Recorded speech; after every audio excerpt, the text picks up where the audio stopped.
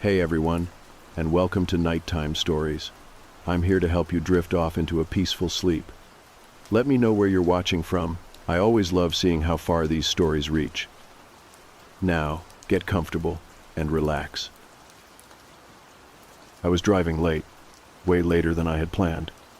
You know how it is when you tell yourself you will push through the fatigue, just a couple more hours, and then your eyes start burning and you catch yourself drifting in the lane. I knew I needed to stop. There was no way I was making it another 2 hours to the city without putting myself or someone else at risk. I pulled off at an exit with one gas station and a flickering neon sign for a motel. It was one of those places that looked like it had not been updated since the 70s. The kind of place where the office smells like stale coffee and the carpet has that sticky texture from years of neglect. The guy at the desk barely looked at me. He slid over a key with a plastic tag attached and muttered the room number. The parking lot was mostly empty. I parked close to my door under one of the buzzing yellow lights and hauled my bag inside. The room was what I expected. A bed with mismatched sheets, a heavy old TV that probably had not worked in years, and wallpaper that had bubbled and peeled in the corners. I have stayed in enough motels to know not to expect much. I just needed a bed and a locked door. I showered quick, let the water run cold, and stretched out on the bed with my phone. I was just starting to relax when I heard it. 3 quick knocks on the wall. Not loud, not aggressive, just precise. I froze, staring at the wall beside the bed. I thought maybe it was pipes or someone moving furniture in the next room, but then it happened again. 2 knocks, pause, then 3. It was too deliberate, too much of a pattern to be random. My first thought was maybe kids messing around, someone bored, trying to freak out whoever was unlucky enough to be in my room. But when I leaned close, the sound was right there. Not muffled like it would be if it were coming from the room next door. It was sharp, like the source was inches away. I tried ignoring it, pulled the covers up and told myself it was just an old building settling, but it kept coming back. Knock, knock, pause, knock, knock, knock. Over and over, sometimes faster, sometimes slower. After maybe 10 minutes of this, curiosity got the better of me. I grabbed my phone and opened the voice recorder. I figured I would play it back later, maybe even look up the knock pattern to see if it meant anything. I pressed record and held the phone close to the wall. The knocks continued, steady now, like whoever was doing it knew I was listening. After maybe 30 seconds, it stopped. Total silence. My heart was racing. I checked the recording right away. At first, it was just what I expected, that hollow knocking sound. But then, right after the last knock, there was something else, a whisper. I had to play it 3 or 4 times before I was sure. It was faint, like it had been carried on the air or picked up by accident, but the words were clear enough once I caught them. Do not stay in this room. I dropped the phone onto the bed like it had burned me. My chest tightened, and for a moment I thought maybe I was imagining things. Maybe it was some weird distortion, the mic picking up my own breath and twisting it. But the more I played it back, the more certain I became. The whisper was not me. The voice was lower, rougher. It came after the knocks had stopped. I sat there with the room too quiet around me. The hum of the light outside leaked through the curtains, and the air smelled faintly of mildew. I remember thinking, what if someone was actually inside the wall? What if this place had crawl spaces or some kind of hidden area between rooms? I got up and pressed my ear to the wall. Nothing, just silence. I knocked once, lightly, and waited. No answer. I knocked again, harder this time. Still nothing. I do not know if I was disappointed or relieved.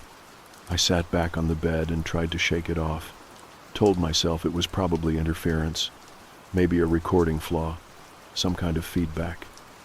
My logical brain wanted an explanation, any explanation that was not the obvious one, but I could not ignore the way the words seemed aimed at me. A warning, do not stay in this room. I considered packing up and leaving right then. but the thought of getting back on the highway half asleep felt worse. I told myself I would sleep with the light on, just in case. It was not like motels did not have their weird quirks. People probably complained about strange noises all the time. Still, when I finally managed to drift off, I dreamed of knocking, loud, endless, coming from inside the walls, the floor, even the ceiling. I woke up drenched in sweat, heart pounding, the recorder still clutched in my hand.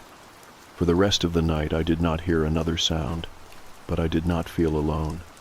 The morning after that first night, I woke up feeling like I had barely slept at all. My head was heavy, my mouth dry, and my heart still racing in my chest like I had been running. It took me a minute to remember where I was. That motel room looked even worse in daylight. The wallpaper was yellowed, the ceiling tiles water-stained, and there was a faint smell of something sweet and rotten that the air conditioner could not cover. I sat there for a while, just staring at the wall where the knocking had come from. In daylight, it was just a wall, cheap plaster painted a dull beige, no marks, no cracks. Nothing to suggest that someone or something had been right there on the other side just hours earlier. But it felt different, like a place where sound should not have come from. I pulled up the recording on my phone again, even though I hated listening to it. The knocks were there, hollow and deliberate, and then that whisper. I turned the volume up and held it to my ear, straining for details. The voice was not mine. It was not even close. There was something rough in it, something strained, like it came from deep in the throat. I kept hearing the same words, though, as clear as before. Do not stay in this room. I wanted to ask the clerk about it, but I also felt stupid. I mean, what was I supposed to say? Hey, I think there is someone in your walls whispering at your guests. Instead, I wandered into the office pretending I just wanted coffee. The clerk looked up from his newspaper, his eyes dull and tired. He asked if everything was all right, and for a second I almost told him. But then the words stuck in my throat. I mumbled something about the room being drafty and grabbed a styrofoam cup of the burned coffee they had sitting on the counter. He did not press me, just gave a half smile like he had heard every complaint in the world and did not care about any of them. I thought about checking out, but something held me back. Maybe it was curiosity, maybe it was stubbornness, maybe it was just exhaustion making me stupid. Whatever it was, I stayed. I told myself I would spend the day out, only come back late enough to collapse into bed without thinking too much about it. So that is what I did. I drove aimlessly for a while, found a diner, ate eggs and toast that tasted like grease and salt, and then killed time walking around a strip mall. But the whole time, my thoughts circled back to that wall, that whisper, that warning. When I finally returned that evening, the sun was dipping low, throwing long shadows across the parking lot. My room looked the same, but stepping inside gave me the same tight feeling in my chest as the night before, like the air was thicker there. I tried to shake it off. I showered, put on fresh clothes, and told myself I would try to get a proper night of rest. But the knocking started again. It was later this time, maybe just after midnight. I had just turned out the light when it came. Soft at first, 2 knocks, pause, 3, the same rhythm as before. My body tensed instantly, like I had been waiting for it. I sat up in bed, staring at the wall. I whispered, "What do you want?" My voice sounded thin and shaky. The knock stopped. Silence filled the room so heavy it felt like pressure in my ears. I thought maybe I had scared it off, or maybe it had just been some weird coincidence both nights. I lay back down, trying to calm myself, but then came a new sound. Not knocks this time, scratching, slow, deliberate, like fingernails dragging across wood. I shot up and flicked on the lamp. The sound stopped instantly. My heart was hammering so hard I thought I might be sick. The wall looked the same as always, plain and innocent. I sat awake for hours after that, lights on, phone clutched in my hand. Eventually I must have drifted off, because the next thing I knew it was morning again. This time I could not ignore it. I went back to the office and asked straight out if anyone had ever complained about my room. The clerk froze. His face did not change much, but I saw his eyes flicker, like he knew exactly what I was talking about. He leaned back in his chair and said, "What kind of complaint?" I told him about the knocking, about the scratching. I did not mention the recording or the whisper, just waited to see how he reacted. For a long moment he just stared at me. Then he said quietly, "That room is supposed to stay empty." I did not know what to say. He looked at me like he had already said too much. Then he shook his head and waved a hand. "Old building, pipes, wiring, all kinds of sounds. You get used to it." But the way his voice shook told me that was not what he really believed. I went back to my room unsettled. I thought about packing my bag and leaving, but somehow that felt harder than staying. My chest felt tight, my palms sweaty, but I sat on the edge of the bed staring at that wall. I tried not to imagine what might be behind it. A crawl space, a hidden room, something worse. I kept replaying the clerk's words. That room is supposed to stay empty. I do not know why I did it, but I moved the nightstand away from the wall and started tapping along it, just light taps, listening for a hollow sound. Most of it felt solid, but near the corner the sound changed, thinner, more hollow. I pressed my ear to it and held my breath. For a while, nothing. Then, faint as anything, I heard it, breathing, slow and heavy, like someone asleep inches away. I stumbled back, my whole body shaking.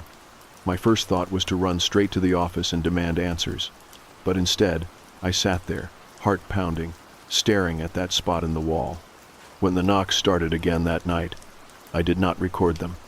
I did not need to, because this time, I could feel them vibrate through the floor under my bare feet. I told myself I would not stay another night. That was my plan. I was going to pack my bag, throw it in the trunk, and drive until I found some other cheap room, or even sleep in the car if I had to. But plans are easy in the morning. By evening, when the sky was turning purple and the parking lot lights buzzed on, I was still in that same room. It is strange how fast a place can dig into you.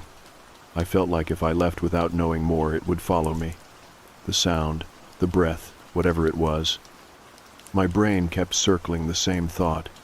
If I left too soon, I would never know what was behind that wall. Curiosity mixed with fear until I could not untangle them anymore. I tried to keep myself busy. I walked the length of the lot twice. I smoked cigarettes even though I had quit years ago, buying a pack from the vending machine by the ice. I told myself the nicotine would calm me down. It did not. My hands still shook. When I finally went back to the room, I noticed something new. The nightstand I had dragged away from the wall was back in place, perfectly aligned, like it had never been moved. I stood there staring at it, my throat dry. I had left it crooked, I was sure of it. I checked the lock on the door. It was still latched. The curtains were still shut. Nothing looked disturbed, but that little detail stuck in my head like a splinter. I tried to distract myself with the television. Grainy sitcom reruns, washed out by static, voices too cheerful for the kind of room I was sitting in. I left it on for background noise, because silence felt worse. Around midnight the knocking began again. Not sharp this time, not deliberate like the earlier patterns, softer, almost like testing, as if whoever or whatever was behind the wall wanted to see if I was paying attention. I muted the television and sat very still, straining my ears. The knocks came in threes, uneven, followed by that faint dragging sound. I wanted to grab my phone, to record it again, but something stopped me. Maybe I was afraid of what I might catch on playback this time. Instead, I whispered, "What do you want?" The silence that followed was crushing. My skin prickled, every hair on my body standing up. Then, clear enough to make me flinch, came 3 knocks. Not from the wall this time, but from the headboard directly behind me. I shot up out of bed so fast I nearly tripped. My chest burned with panic.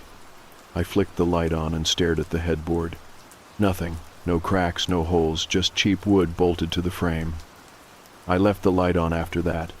I sat in the chair by the desk, knees bouncing, waiting for dawn. Sleep was out of the question. My thoughts spun in frantic circles.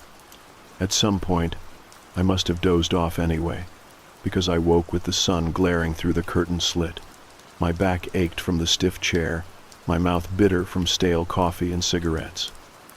For a moment, I almost convinced myself I had dreamed it all, but then I noticed something on the desk. A crumpled piece of wallpaper, beige, patterned with faint flowers, peeled at the edges. I touched the wall beside the bed and found a fresh patch missing, as if something had been pulled from inside during the night. I carried the scrap to the office. The clerk was not there, just a different woman with frizzy hair and a distracted look. I asked her about the room, about the noises. She frowned and said she had only started the job last week, did not know much. When I pressed, she shrugged and said, "Old buildings make sounds, especially the ones with sealed rooms." The words hit me like ice water. Sealed rooms. I asked what she meant, but she seemed to realize too late she had said too much. She muttered about renovations years ago, then excused herself into the back office and never returned. I wandered back to my room in a daze. Sealed rooms.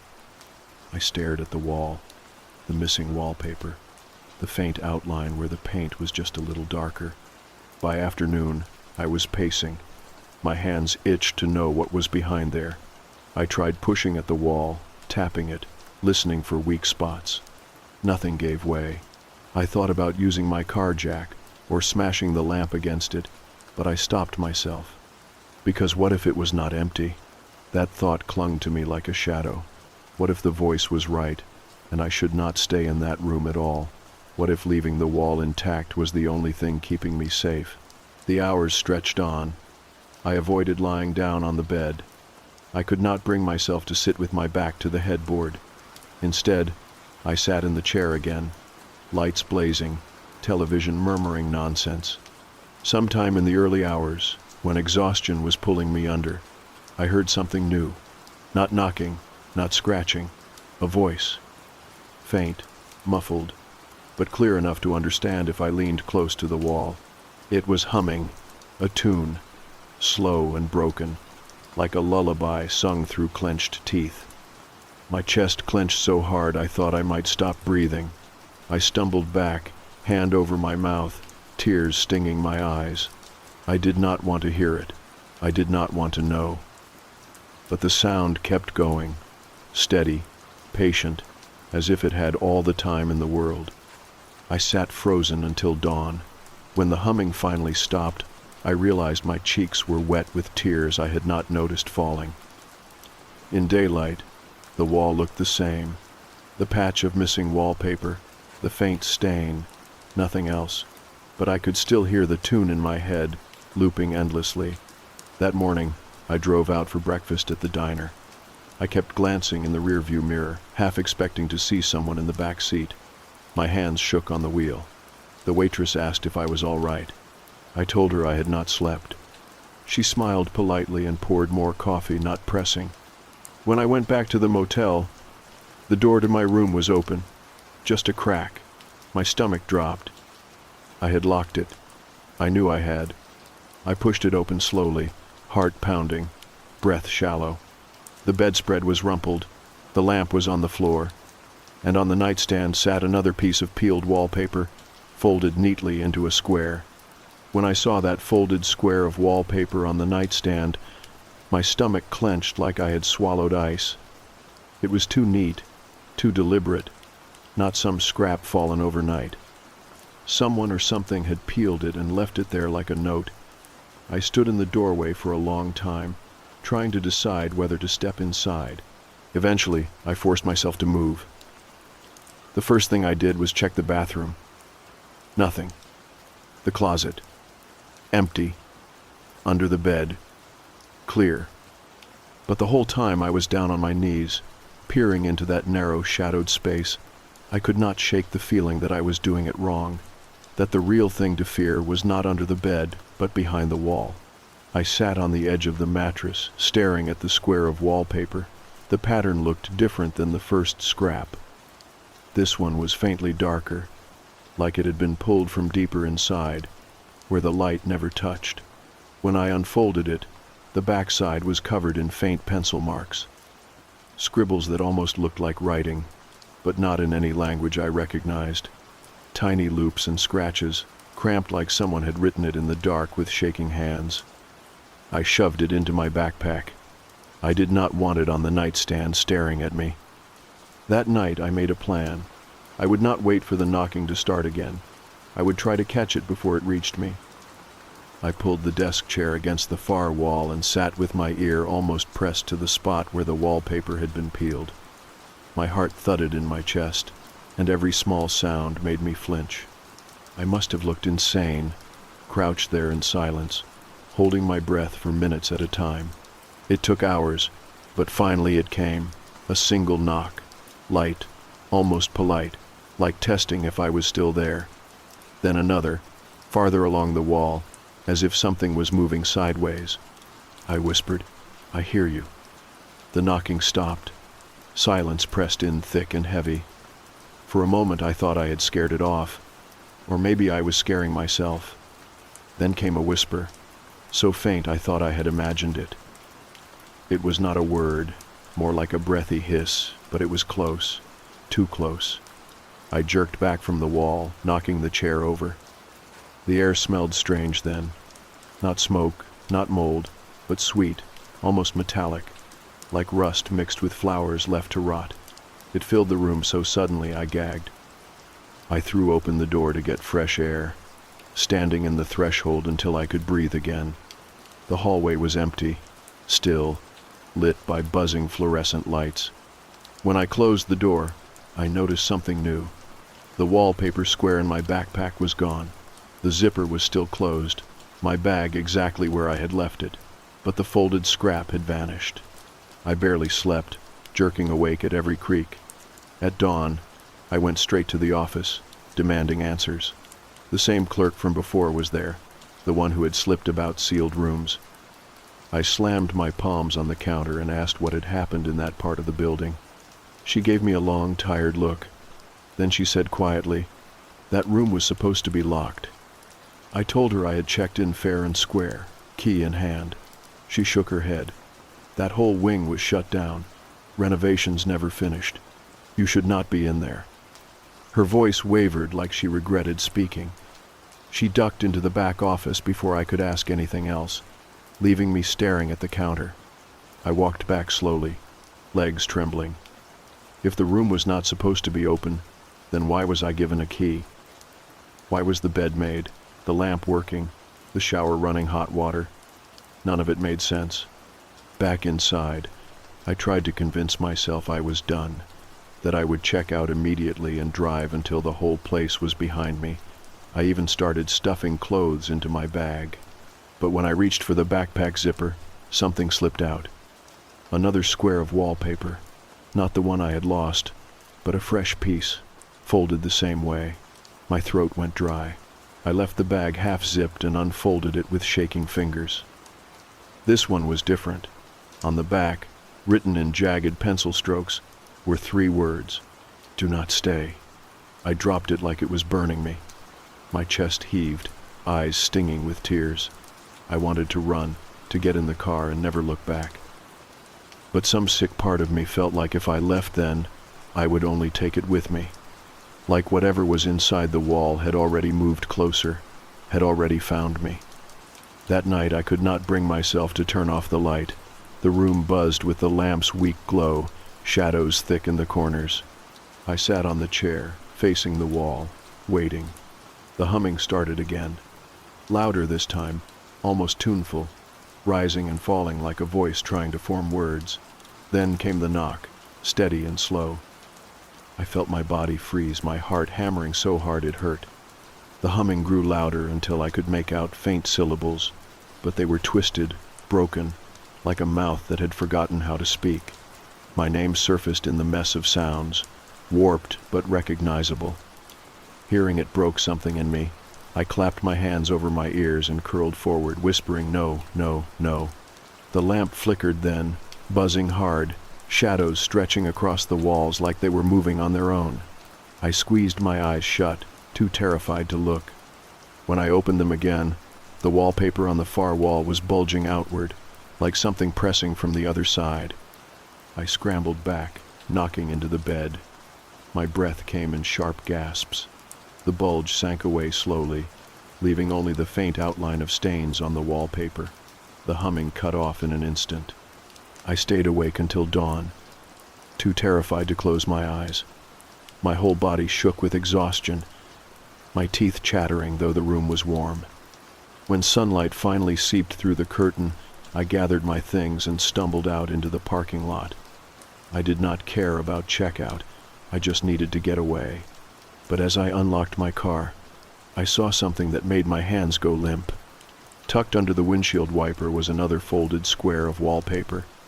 I stood there in the parking lot with the morning sun hitting my face, staring at that folded square of wallpaper under the windshield wiper like it might burst into flames if I touched it.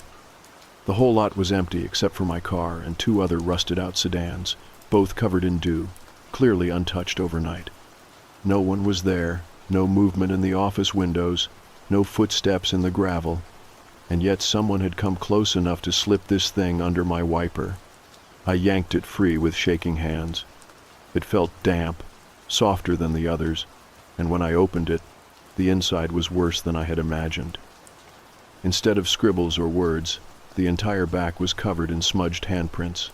Small, pressed tight like a child's, dozens of overlapping prints that stained my fingertips when I held it. They smelled faintly of mold, like damp paper left in a crawl space too long. I shoved it into the glove compartment, slammed the door, and sat gripping the steering wheel. I should have driven away right then, but some part of me kept waiting, like maybe the clerk would come out, or someone would yell that I was making a mistake. Nothing happened. Just the buzz of insects and the faint hum of traffic somewhere miles away. I drove until my hands stopped trembling. An hour, maybe more. The clock on the dashboard was wrong, flashing 12 like it had been reset. I found a diner off the highway and sat in a booth trying to make sense of things. The waitress kept asking if I wanted more coffee, and every time she came over I jumped. The thought that someone might slip another piece of wallpaper onto the table when I wasn't looking made me want to bolt. By the time I reached home, I had convinced myself I would leave the whole thing behind. Just a nightmare, a weird night in a weird motel. That was all. I unpacked, showered, tried to sleep in my own bed, but sleep would not come. I kept hearing it, faint in my memory, that slow knocking rhythm. I lay there staring at the ceiling until morning. The next day at work, I could not focus. My phone buzzed with a notification, and when I opened it, my chest turned to ice. It was a picture message from an unknown number. The photo was of my house, taken from the street, and I was in it, standing at my own front window, blinds half drawn, except I had not been standing there. I had been in bed, trying to sleep. I nearly dropped the phone. My first thought was to call the police, but what would I say? Someone sent me a picture of my house. That was not enough. Not when I had no proof about the wallpaper or the knocking. It would sound like paranoia. That night, I did not sleep again. Around 2 a.m, I heard it. Not loud, not on the wall this time, but faintly, through the vent, near the ceiling. The same measured rhythm of knocks, spaced evenly, patient. I dragged the chair from my desk and climbed up to press my ear close. The metal rattled with each knock, like it was traveling through the whole ventilation system. I climbed down shaking and grabbed my phone. I wanted to record it again, to prove it was not in my head. But when I opened the recorder, the screen flashed and went black. Dead battery, even though it had been at 70% when I lay down. I could not go back to bed. I sat on the couch with every light on, staring at the vents. Around 3, the air shifted. It got heavy, like the pressure changed. My dog, usually lazy and unbothered, suddenly stood at the hallway entrance, hackles up, teeth bared at nothing. She barked once, low and sharp, then backed away, tail tucked between her legs. She would not go near the hallway for the rest of the night. The next morning I found something on the kitchen table that nearly made me vomit. A folded square of wallpaper. This one different from the others, though. The backside was blank, clean, but the front pattern was torn where it had been peeled. It matched the exact section I had first ripped away in the motel. I sat there staring at it, feeling my chest tighten. My house was not supposed to have that wallpaper. None of the walls here looked anything like it. But here it was, sitting on my table, like something had carried it across counties just to remind me that leaving had not saved me. For the rest of the day, I felt watched. Walking down the hall, standing at the sink, even in the bathroom, I felt eyes pressing against me. Every reflective surface made me jump. Not because I saw anything strange, but because I expected to. My own mirror felt dangerous. That night, I tried to fight it. I sprinkled salt across the vents, taped them shut, even dragged a heavy dresser against the bedroom door. I left the lights on again. By 3, exhaustion dragged me under, but I woke gasping. The smell was back. Sweet, metallic, rotten flowers. It filled the room so fast I gagged. When I sat up, heart pounding, I saw it. Not the figure itself, but the shadow. A long stretch of black reaching across the wall, cast from no source.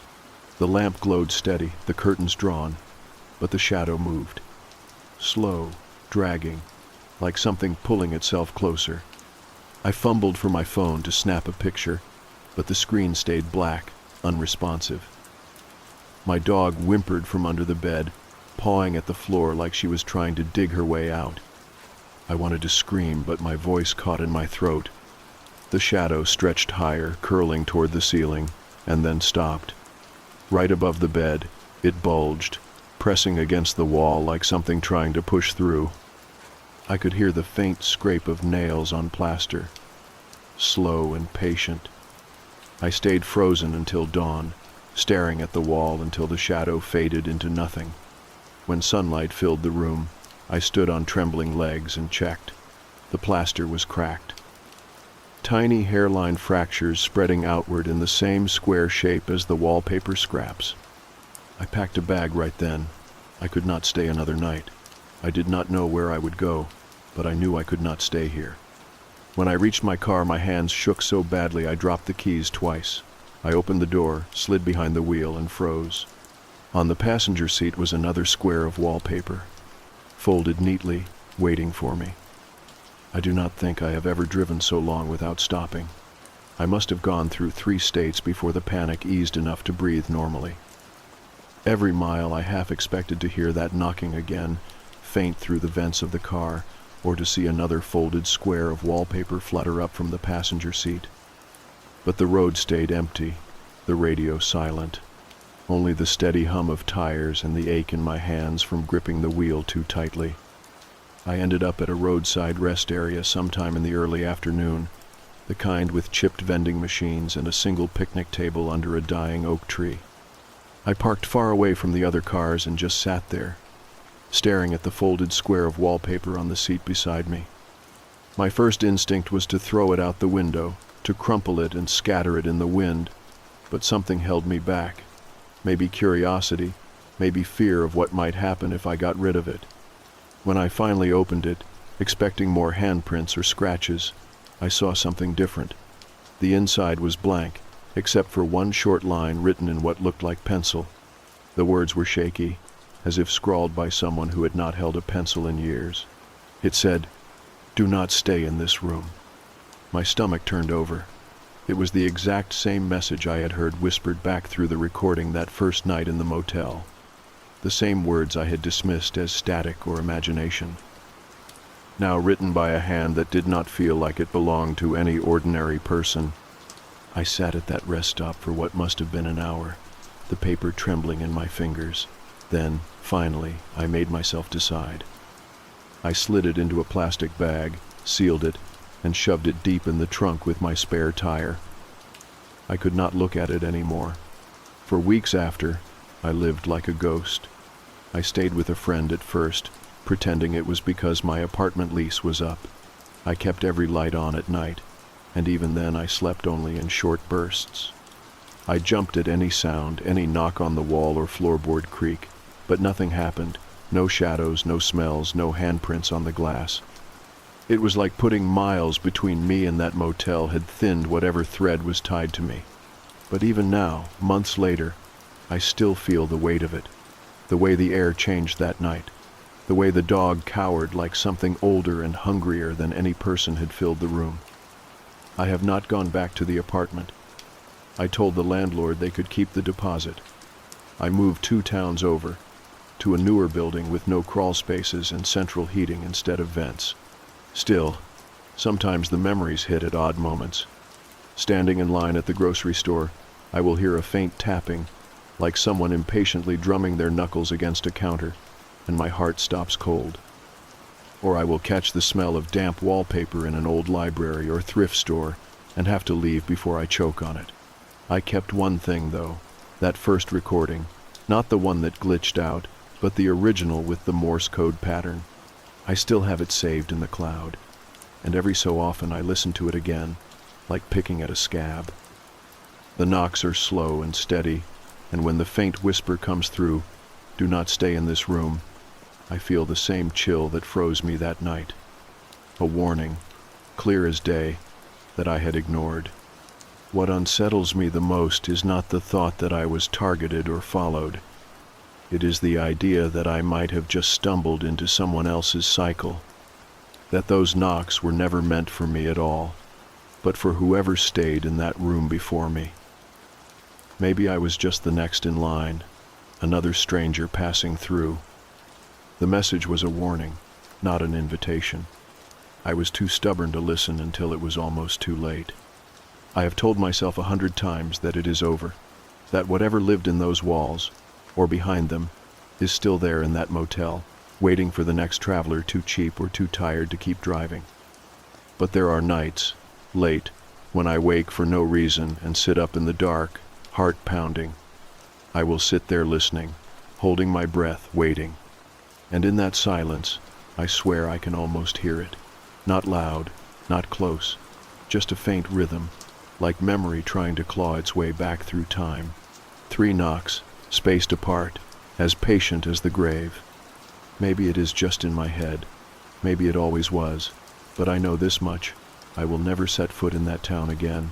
Never take another chance on a roadside motel with peeling paint and too few cars in the lot. I do not need proof. I lived it. And I still carry the smell, the sound, the weight of that presence in my bones. It is not gone. Not really. It is just waiting for someone else to open the wrong door, to peel back the wrong strip of wallpaper. And if you ever find yourself on that stretch of highway, tired enough to settle for any bed, I beg you, do not stay in that room.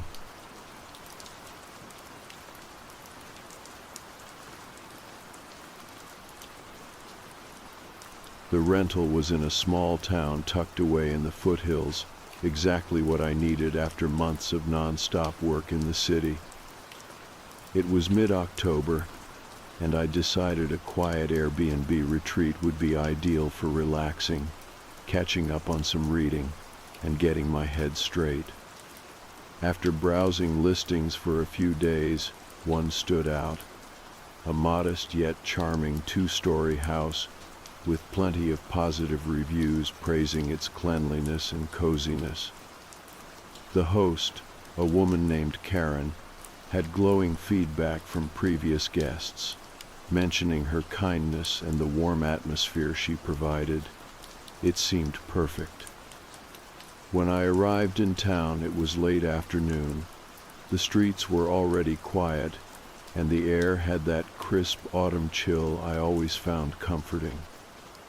The rental was located on a tree-lined street, surrounded by similar quaint homes. Leaves crunched beneath my feet as I approached the porch, carrying my duffel bag and laptop. Karen was waiting by the door, waving gently as I approached. She was probably in her early 50s, dressed neatly in a wool cardigan and jeans, with her gray-streaked hair pulled back into a loose bun. She greeted me with a warm smile that instantly put me at ease.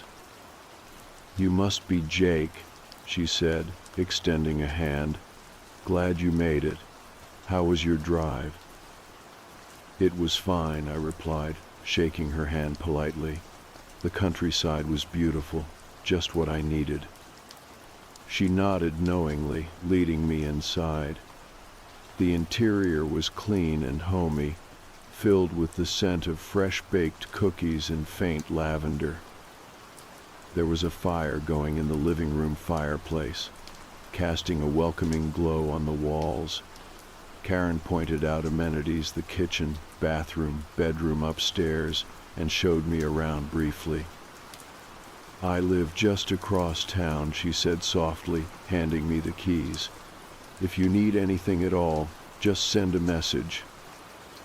I usually stop by every other day to bring clean towels or check on things, but otherwise I'll leave you in peace." "Perfect," I replied, genuinely grateful. "Thanks, Karen." She smiled again, her expression lingering just a second longer than necessary. "I'm glad you chose this place. It feels right for you." The comment struck me as slightly odd, but I brushed it off, thanking her again as she waved and walked down the driveway, disappearing around the corner. I locked the door behind her, breathing a sigh of relief. The house was exactly as advertised, cozy, quiet, and private. It was the escape I'd hoped for. My first evening passed uneventfully. I cooked a quick pasta dinner in the small kitchen, then settled into an armchair by the fireplace with a novel I'd been meaning to read for months.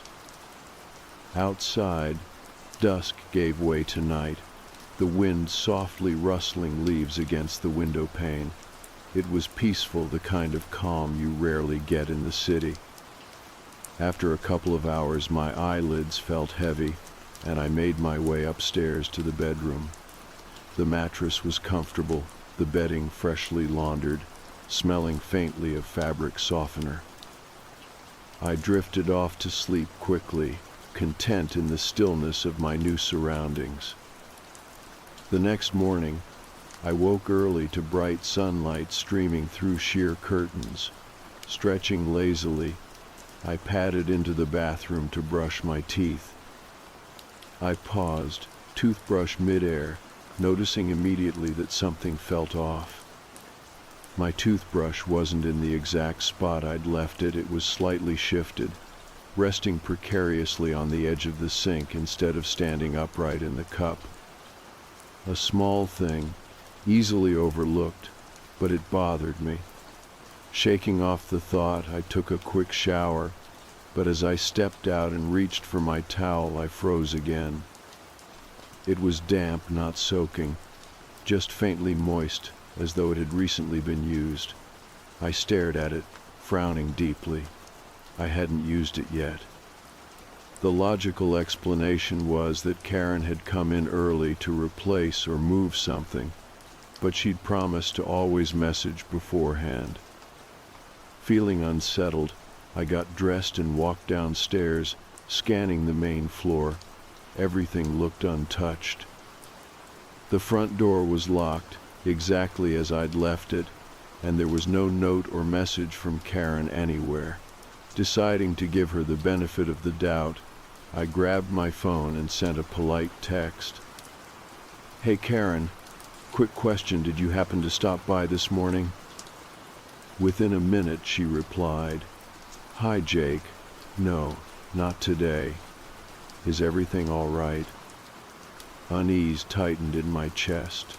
I hesitated, then texted back, "All good, just checking, thanks."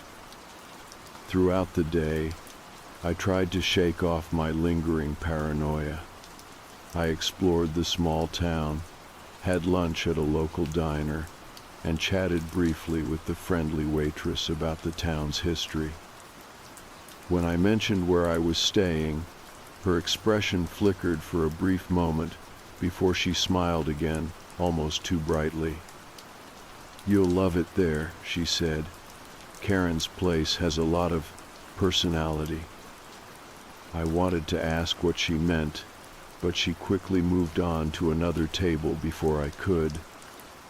That evening, back at the rental, I couldn't escape the nagging sense of discomfort. After dinner, I set up the small portable security camera I'd brought with me, placing it discreetly on the hallway table upstairs, pointing directly toward the bedroom door. It connected wirelessly to an app on my phone. It was probably overkill, I knew, but it made me feel safer. Exhausted from the day's anxiety, I climbed into bed, forcing myself to relax. Eventually, I drifted into an uneasy sleep, the night quiet and still around me. But at exactly 3:14 a.m., I jolted awake, heart pounding. The room felt oddly cold, shadows dancing across the walls. My phone lay silent on the nightstand beside me, screen dark. I reached for it, intending to check the camera feed, but noticed immediately a notification waiting silently on the lock screen. Security alert. Motion detected. Camera offline. As of 3:14 a.m. My blood ran cold. Quickly, I opened the app, hands trembling. The live feed was down, the camera showing only a blank error screen. Panic surged through me. Was someone else in the house? Cautiously, I rose from the bed, heart hammering against my ribs, listening intently. The house was eerily silent, except for the faint rustle of leaves outside the window. With shaking fingers, I tried to restart the camera feed, but nothing happened. It stayed dark. I stood there, paralyzed by indecision. Part of me wanted to flee the house immediately, drive away into the safety of town. But another, rational side insisted I was overreacting. Perhaps the Wi-Fi had glitched, or the battery died unexpectedly. Yet the memory of the damp towel, the moved toothbrush, and now this, it was all too much to dismiss as coincidence. Finally, with every ounce of courage I could muster, I approached the bedroom door, opening it slowly.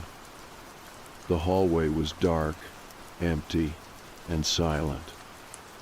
I stepped forward carefully, my breath shallow, listening for any sound, any indication I wasn't alone.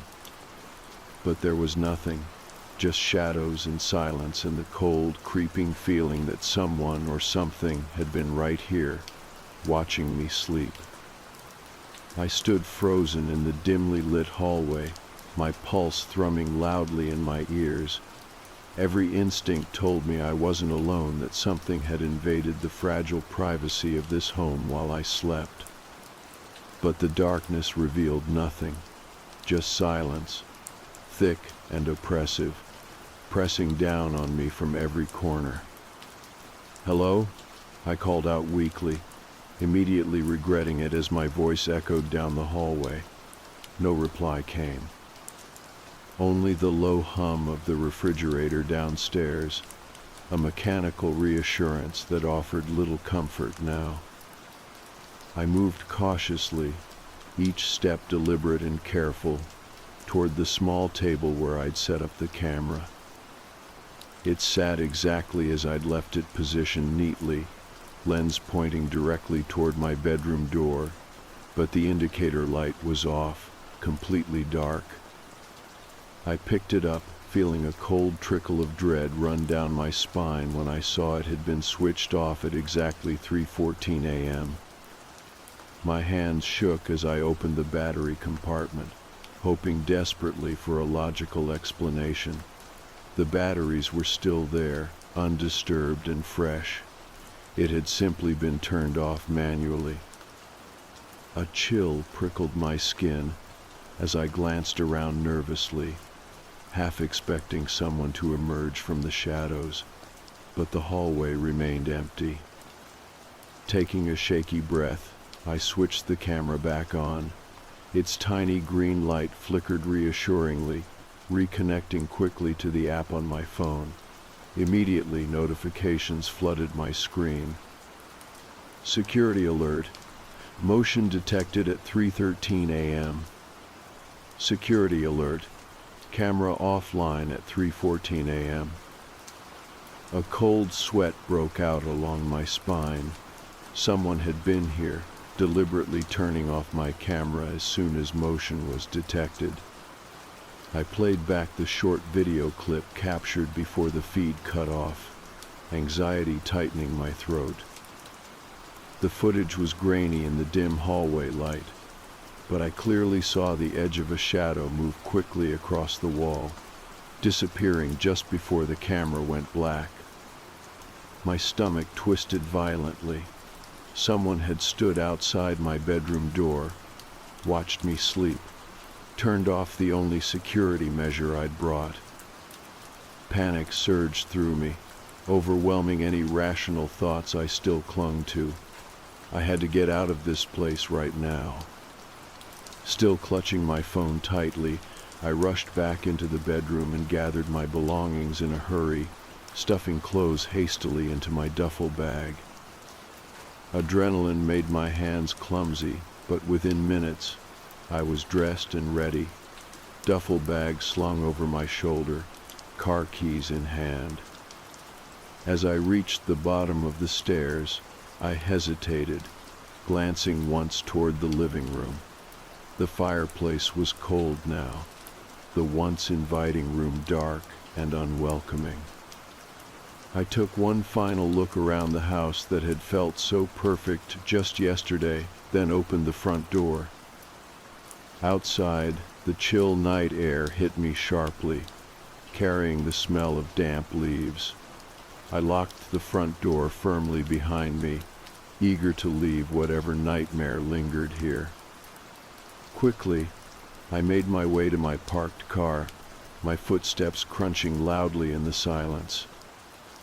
I tossed my bag into the passenger seat, climbed in hastily, and started the engine.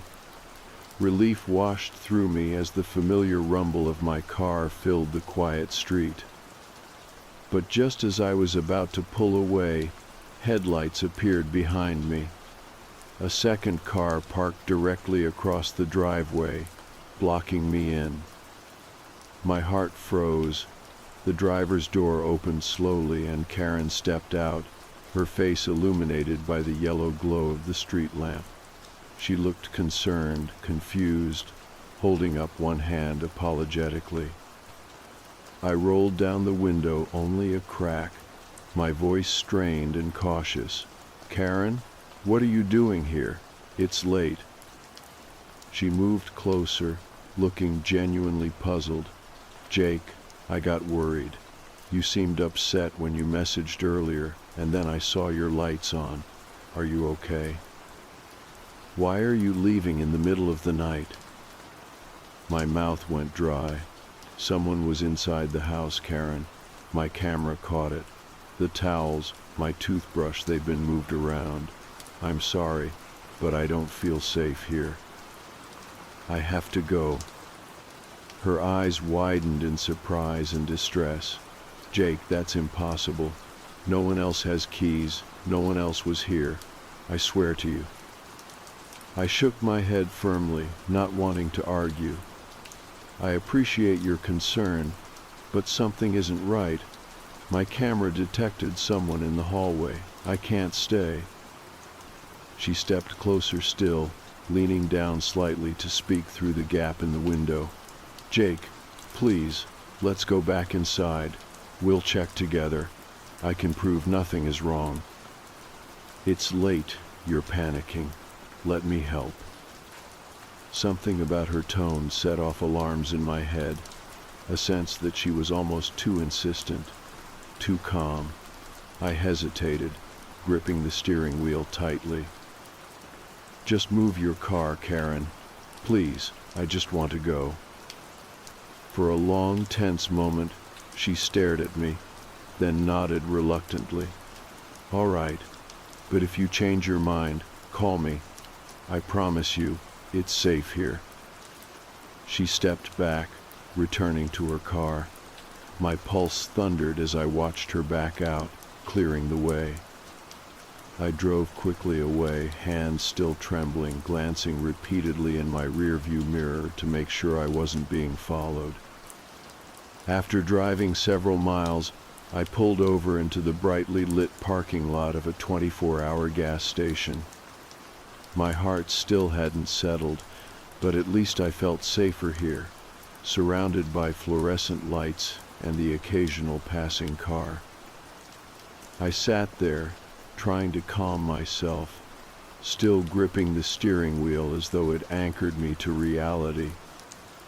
To ease my nerves, I opened my phone again, deciding to double-check the Airbnb listing for anything suspicious.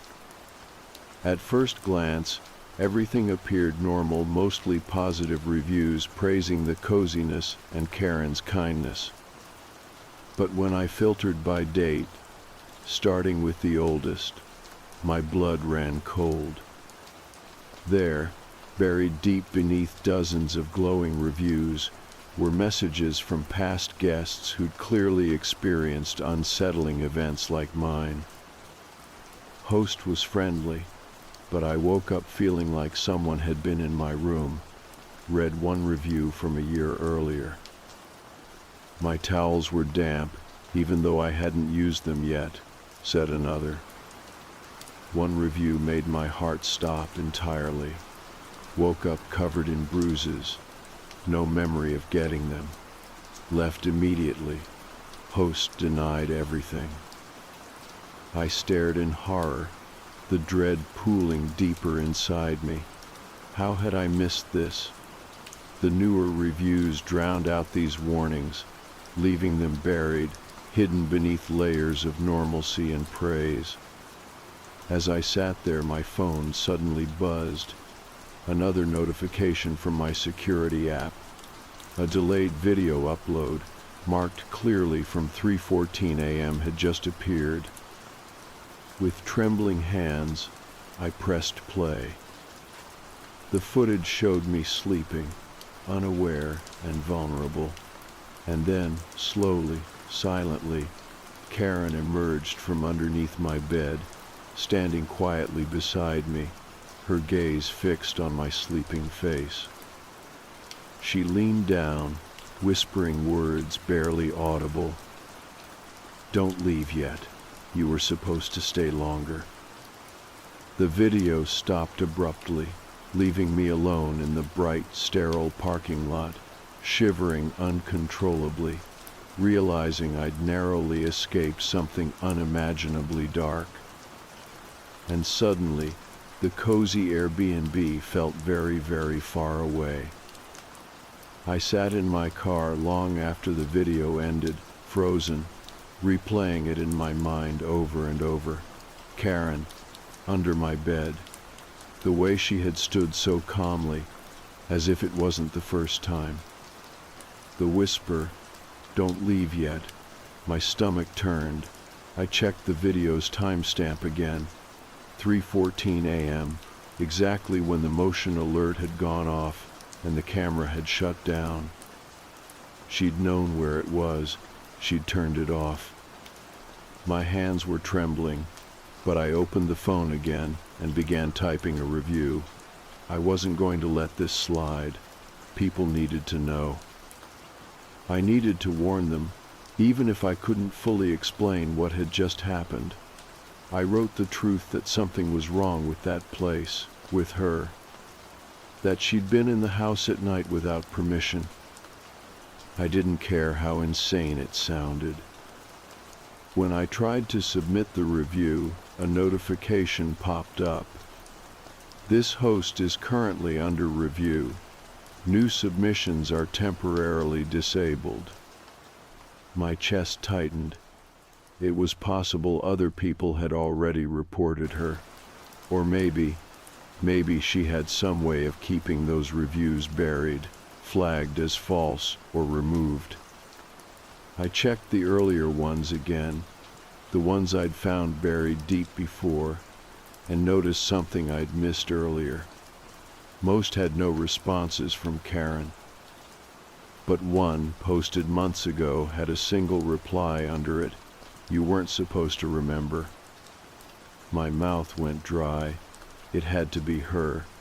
She was replying to people she'd targeted, people who'd gotten too close to the truth. I needed to talk to someone. I wasn't sure if it was the police or the platform or someone else entirely, but I couldn't just drive home and pretend none of this happened. I had a video, I had proof. I just didn't know what to do with it yet. The nearest police station was only a few miles from the gas station. I drove there, still gripping the steering wheel too tightly. When I arrived, the place was nearly empty, quiet except for the hum of the lights and the soft voice of the night shift officer behind the desk. He looked up as I entered, his face impassive. "Can I help you?" he asked. "Yeah, I need to report something," I said, walking to the counter. "It's kind of weird, but I think I was being watched, or followed. I was staying at an Airbnb nearby, and someone, the host, came into the house, at night, while I was asleep." His expression didn't change. "Do you have proof of that?" "I do. I set up a small camera in the hallway. It caught her coming out from under the bed. I have the footage on my phone. It's real." "Let me see it," he said calmly. I handed him my phone. He watched the video, brows furrowing slightly, but never looking surprised, just quietly processing. When it ended, he looked up, his tone carefully neutral. "That is unsettling." "Yeah," I said, swallowing hard. "That's why I came here. I don't know what she's doing or why, but I wanted to make a report. In case someone else stays there and something worse happens." He nodded slowly, then turned to type something on his computer. "And you said her name was Karen? Karen Wilson?" I blinked. "Yeah. You know her?" He didn't answer right away. Then slowly, he stood and disappeared into a back room, telling me to sit tight while he looked into something. I waited. 5 minutes, then 10. The quiet of the station was unbearable, the flickering overhead lights buzzing faintly. My phone buzzed in my hand, an unknown number, no caller ID. I didn't answer. Then a text came through. "You shouldn't have shown anyone." My chest tightened. I looked toward the hallway where the officer had disappeared. Still no one. The door hadn't even creaked open. I stood up, walking cautiously to the counter, then leaned over slightly to peek through the hallway. Empty. I backed away and looked at the front door. For a split second I considered leaving, just walking out and calling a different station. But before I could move, the officer returned. He was holding a folder thick, aged, and he set it down gently on the counter. "She's been reported before," he said quietly. "A few times, all from out-of-towners. People passing through, staying a night or two. Claims just like yours." "What happened with them?" I asked, heart pounding. "Nothing," he said. "Reports vanish. No follow-up. Review sites get wiped. In one case, the guest himself disappeared, checked in, never checked out. His car was found 2 counties over, burned out." A cold chill ran through me, and she's still renting out the place. "She never owned it," he replied. "Property is in her brother's name. Long criminal record. He's never been seen in town, not in years. Everyone just deals with her. No one asks questions." My throat was dry. "So what do I do now?" He looked me dead in the eye. "You leave, tonight. You don't come back to this town. You don't write reviews. You don't post that video. You forget it happened. That's how you stay alive." I stared at him, stunned. You're telling me to do nothing? I'm telling you this isn't the kind of place that listens. And she's not someone you want to challenge. People who do don't stay gone for long. I took a slow step back. You know what she is, and you're still letting her do it. He didn't respond. I turned and walked out, my body buzzing with adrenaline and disbelief.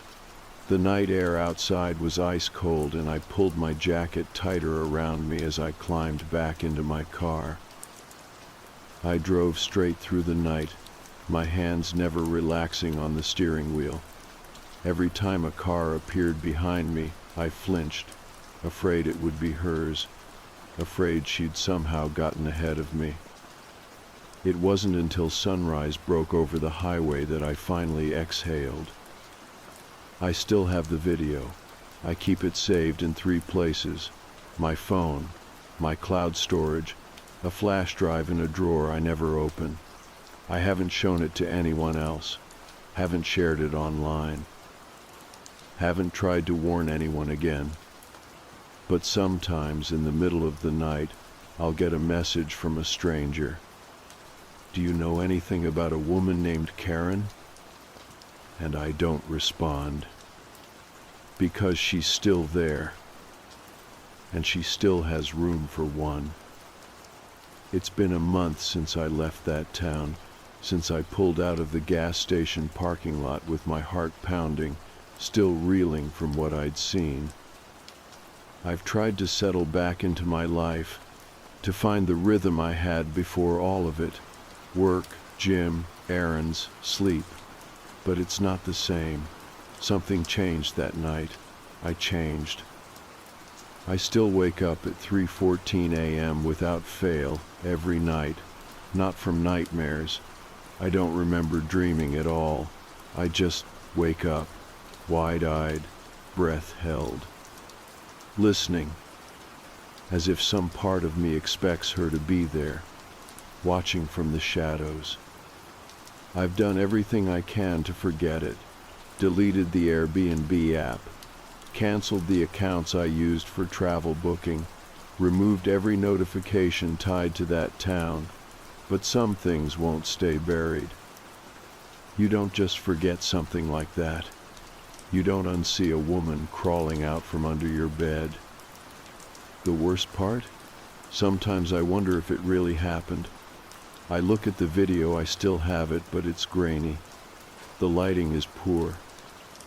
The shape is vaguely human, sure, but I could almost convince myself it was just a trick of the shadows. The mind plays games when it's scared, but then I remember the whisper, that voice, the words. Don't leave yet. I know what I saw. I know what I felt. And even now, that dread hasn't gone away. A few days ago, I got another message, anonymous, just like the others. The subject line was simple, Karen's place. No body text, no attachments, just the name. It came through my personal email, one I hadn't used for anything related to the trip. That's when I knew she wasn't done. I debated blocking the sender, deleting the message, pretending I hadn't seen it. But curiosity got the better of me. I clicked reply and typed just one line. What do you know? No response came that day, or the next. But on the 3rd day, a new message appeared. Different address, but probably the same person. She's been doing this for years. Attached was a link to a zip file. I didn't open it right away. I ran antivirus software, scanned everything. Paranoia is second nature now, but eventually I clicked. Inside were screenshots, dozens of them. Old reviews, pulled from archived pages. Some were barely legible, old browser screenshots with text warped and blurred, but the pattern was unmistakable. Woke up with scratches I didn't have before. Heard someone breathing in my room. My boyfriend thought I was imagining it. Only stayed one night. Something was wrong. My phone was moved, charger unplugged. I didn't tell anyone, but I've never felt safe again. Each review came from a different year, a different name, sometimes a different listing title altogether. Cozy getaway in Maple Ridge, secluded artist's loft, warm rustic stay, but always the same host. Karen. The photos showed different houses, slightly different furnishings, but there was always the same hallway, the same guest room, the same neatly made bed. I scrolled through more files, police reports, at least 3 names, guests who had filed complaints but later withdrew them. One case involved a missing persons report. The man had checked into a short-term rental, last seen picking up groceries the night he arrived. His car was found 2 weeks later, burned out on a logging road miles from town. No body was ever recovered. The case went cold. One file stood out, a blurry image from a home security camera. It showed a woman crouched low, partially obscured by a bed frame. The angle was just off, the lighting poor.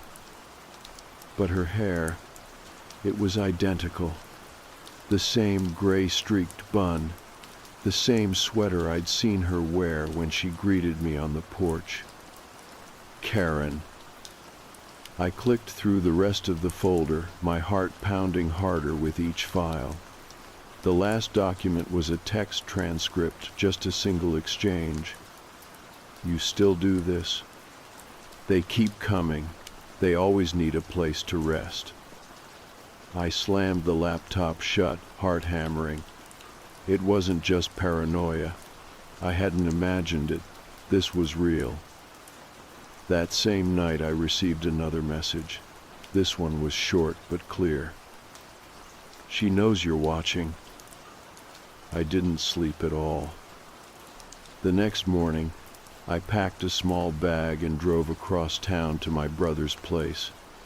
I didn't explain why, I just said I needed a break, time to clear my head. He offered the spare room without asking questions, and I've been staying here ever since. But even now, the feeling follows me. It's in the way I check the locks 3 times before bed, how I look under the bed, behind the curtains, even inside the closet. I don't feel safe anymore. Not anywhere. Then today, something new happened. I got a package. No return address. No markings. Just a plain brown box sitting on the porch, waiting for me when I came back from grabbing coffee. My stomach turned the moment I saw it. I took it inside, opened it slowly.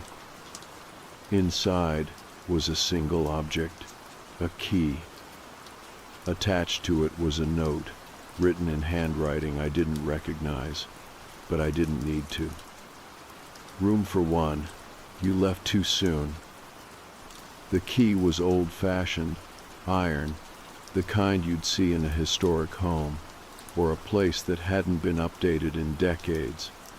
And I knew, deep in my gut, it belonged to that house, her house. She was still reaching out, still watching. I stared at the key for a long time, then placed it back in the box, sealed it, and threw it in the dumpster behind the complex. But I knew that wasn't the end of it. Throwing it away didn't erase the message. It didn't undo what had already been done.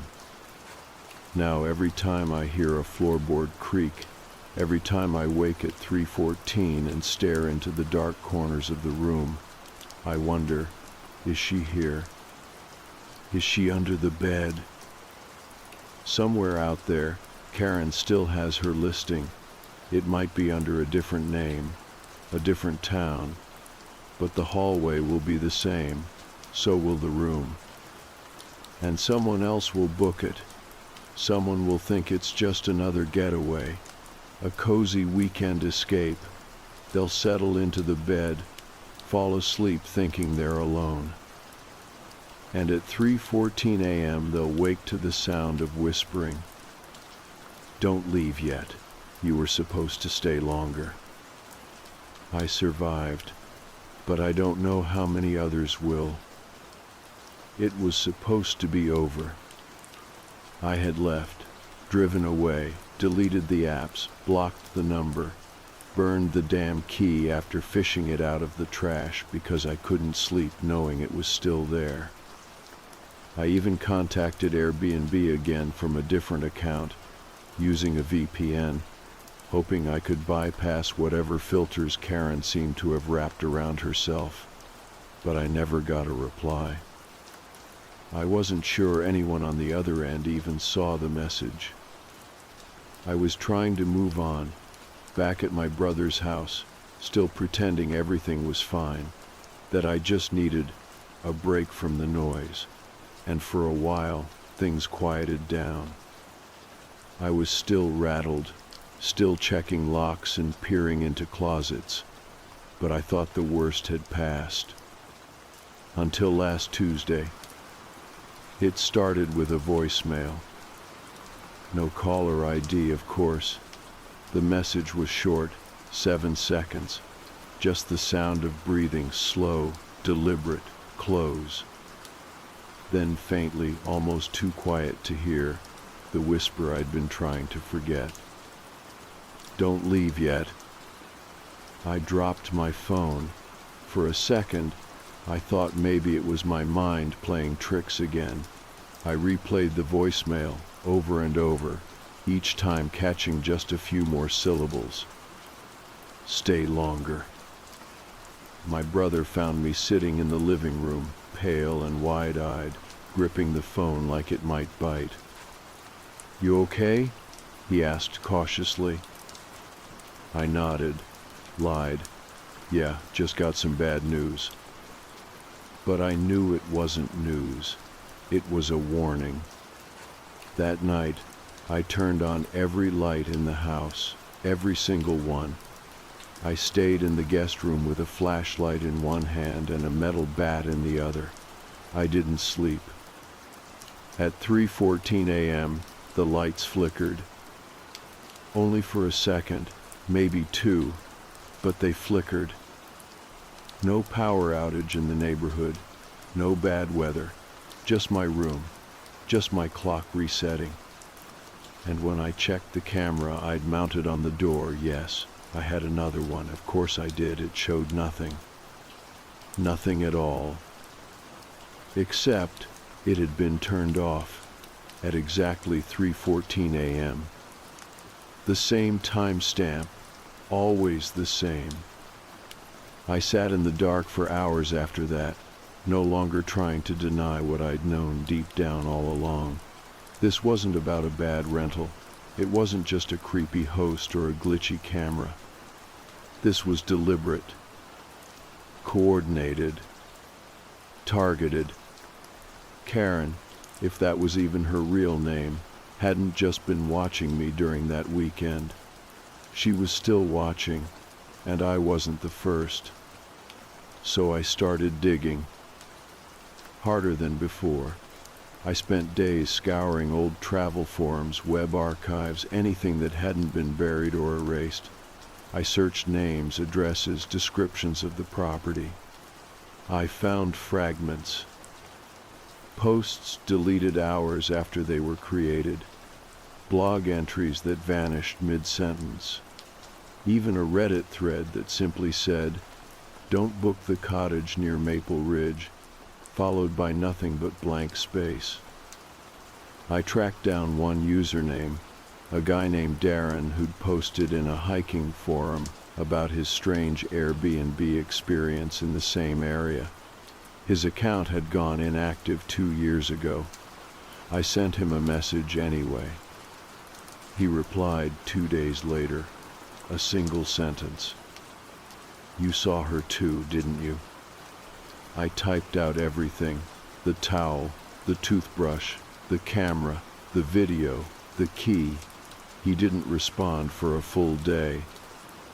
When he did, he asked for a phone call. I hesitated, then agreed. We spoke for 35 minutes. Darren's voice was low and hoarse, like someone who didn't talk to many people anymore. He lived in another state now, no social media, changed his name. His story mirrored mine almost exactly. One night stay, strange behavior, subtle intrusions. I left after the first night, he said, thought I was being paranoid, but she followed me. Followed you how? I asked. The same way she's following you now. Messages, packages, visitors. I nearly dropped the phone. She showed up at your house? No, he said flatly, but someone did. A man, clean cut. Said he was with the property management group. Asked a lot of questions. Wanted to know if I enjoyed my stay. What did you do? I moved. Never stayed anywhere without cameras again. But they always find a way back in. He said it like it wasn't just Karen. Like there was a network, a group. People who were all part of it. Have you ever gone back? I asked. To the house? A pause. No, but I thought about it. I think that's what they want. What do you mean? They want you to go back. It's not about the house. It's about you. They pick people who won't be believed. People who are alone. Travelers.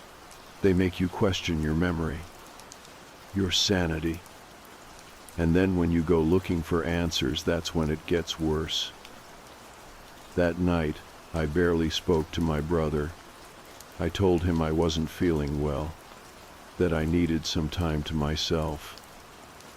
I sat in the guest room with my phone on the desk, watching the camera feed, waiting, daring something to happen. At 3:14 a.m., the app glitched, just for a second. No motion alert this time, just static. And then, in the corner of the screen, a face. Not fully visible, just part of it, eyes staring. Close to the camera, so close I could see the reflection in one iris. It was me. The feed cut to black. I slammed the laptop shut, heart hammering in my chest. I couldn't breathe. I couldn't move. For a moment I felt paralyzed, like the fear had sunk its claws into me completely. But I knew what I had to do. I packed a bag, left a note for my brother, and I drove. Not back to the house, not yet. To the town, to the diner where that waitress gave me that strange look. To the gas station where I'd first felt safe. To the police station where the officer had warned me, quietly, calmly, to disappear. And I realized something they all knew. Maybe not all the details, but enough. Enough to stay quiet, to look away. Maybe because they were afraid, or maybe because they were part of it. But I wasn't afraid anymore. I was going back. Not for revenge, not even for answers. Just to end it, one way or another. Because I couldn't live like this anymore. Because I knew wherever I went, at exactly 3:14 a.m., she would still be watching. And she would always whisper, "You were supposed to stay longer." I arrived back in Old Town Ridge just after noon. The sky was overcast, casting a gray hush over the sleepy town. The kind of day that felt half finished, like something important had been forgotten. The streets were mostly empty, a few cars here and there, A couple of people walking their dogs. No one looked up as I passed. No one recognized me, or maybe they did, and they just chose not to show it. The diner was still there. Same chipped paint on the windows, same dusty neon sign flickering on and off. I parked across the street and watched it for a minute before heading in. The same waitress was behind the counter. Her hair was different, but I knew it was her.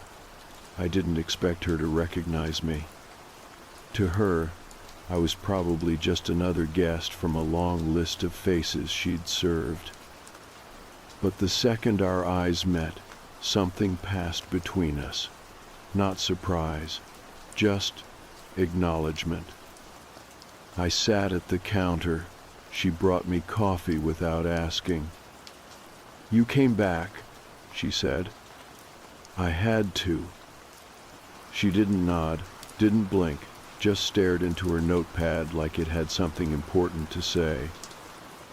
"You're not the first," she added. I figured. She scribbled something, then tore the page out and slid it across the counter toward me. It was an address, not the one I remembered, but close, a few blocks off the edge of town.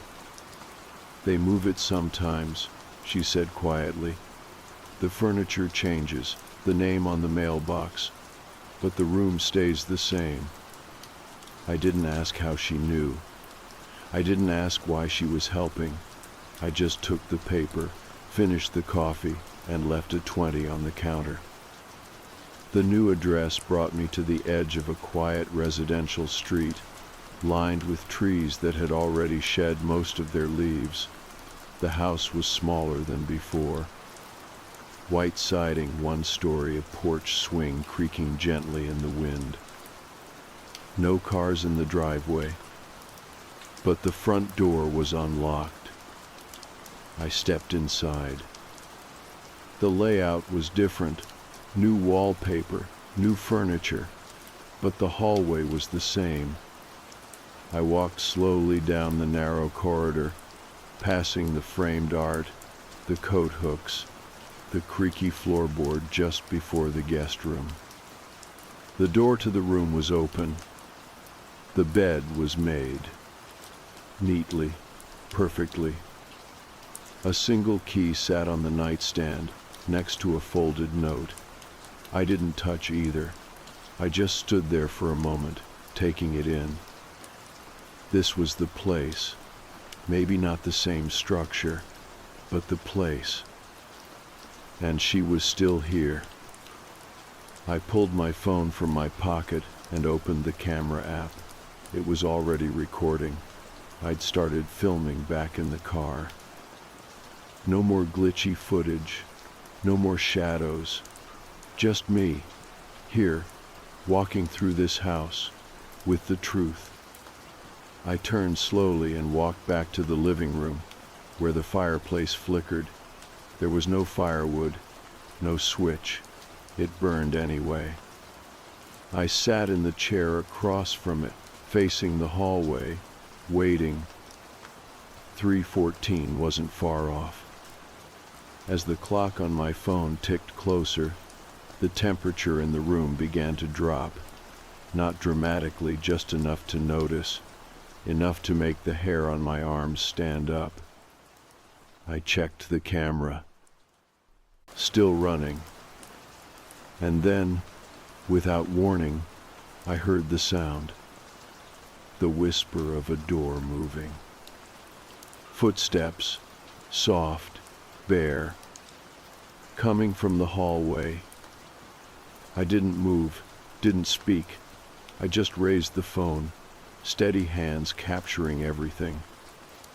She stepped into the room. Same sweater, same face, Karen. Her expression was calm, almost kind, as if we were old friends reuniting. "I knew you'd come back," she said. "I had to," I replied. She looked at the camera, then back at me. Her eyes were strange, too calm, too clear. There was no guilt, no fear, just acceptance. This place, it chooses people. Some don't even know why they book it. They just feel the pull. "What is it?" I asked. "Why me?" She smiled, faint and tired. "It's not about you. Not really. It's about the story. Some people come and they forget. Some never leave. But you remembered. You saw it for what it was." I didn't speak. She walked to the fireplace and crouched beside it, running her hand through the flames. They didn't burn her, just flickered around her fingers.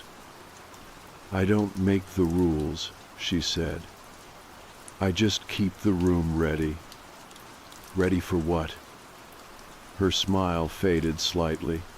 "For the ones who need it, the ones who've been touched by it already. It doesn't let go. You carry it, whether you want to or not." My throat tightened. So what now? She stood, brushing her hands off like she'd just finished gardening. "Now you leave. For good. You've seen what it is. That's enough." You walked into the fire and walked back out. "And if I don't?" Her eyes hardened. "Then the room gets another guest." We stood there for a long moment. Then I nodded. I turned and walked back down the hallway, past the key, past the bed, out the door. The air outside was colder now, the wind sharper, but the sky was clearing.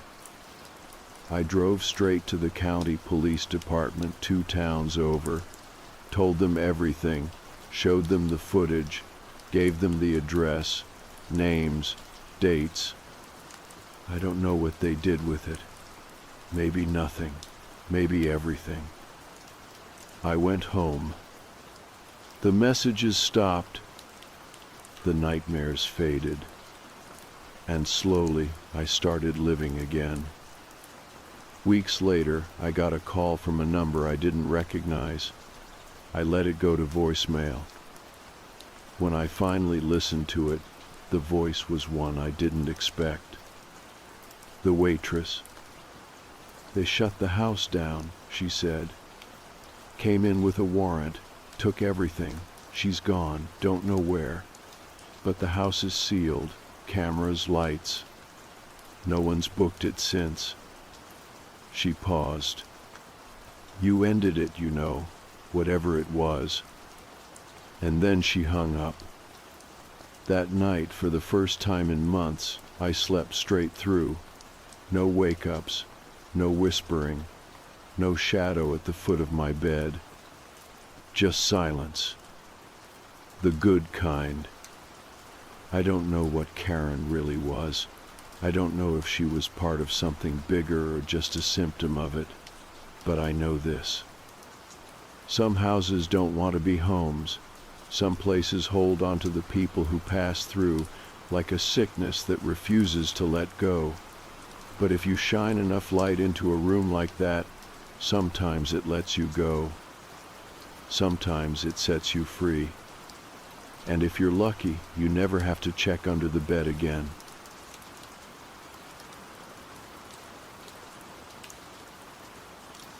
I never planned on being in that quarry. It was one of those places people talk about in half-jokes, like a dare more than an actual destination. The locals said kids used to swim there in the summers until someone drowned. Then it just sat abandoned, a wide pit of gray rock and stagnant water. I had heard of it for years, but never actually gone until that night. It was me, my friend Ben, and his cousin Lauren. We were bored, restless, and thought it would be fun to wander around and scare ourselves. We parked down a narrow dirt road and walked the rest of the way. The air was damp, carrying that heavy mineral smell that quarries seem to have. You could feel the air shift as we got closer, colder than the woods around it. When the trees thinned, the ground dropped away in front of us, and there it was. The quarry looked like a giant open mouth in the earth. The walls were steep, jagged gray stone. and at the bottom I could see the flat patch where people probably used to hang out before it was fenced off. Only the fence was long gone. We were just standing there, talking quietly, when the light caught my eye. A flicker at the bottom of the pit. I thought maybe it was a flashlight at first, but then I realized it was orange, alive. Fire. We all crouched down near the edge and peered over.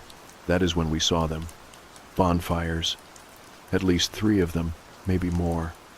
Their flames licked upward, casting shadows that stretched and warped along the stone walls. Around the fires, figures moved, dozens of them. Some were standing in clusters, some walking slowly, and some seemed to be swaying in rhythm. It took me a second to understand what I was hearing, but once I did, my whole body locked up. They were chanting. Not loud, not like a concert or a crowd at a sports game, but deep and steady. Dozens of voices blending together into a sound that felt like it pressed against your chest. I could not make out the words, if they were even words, but the tone was enough. It was ritual, it was intentional, and it was happening right in front of us, in that abandoned quarry. Ben whispered something under his breath, and I shushed him, though my hands were trembling.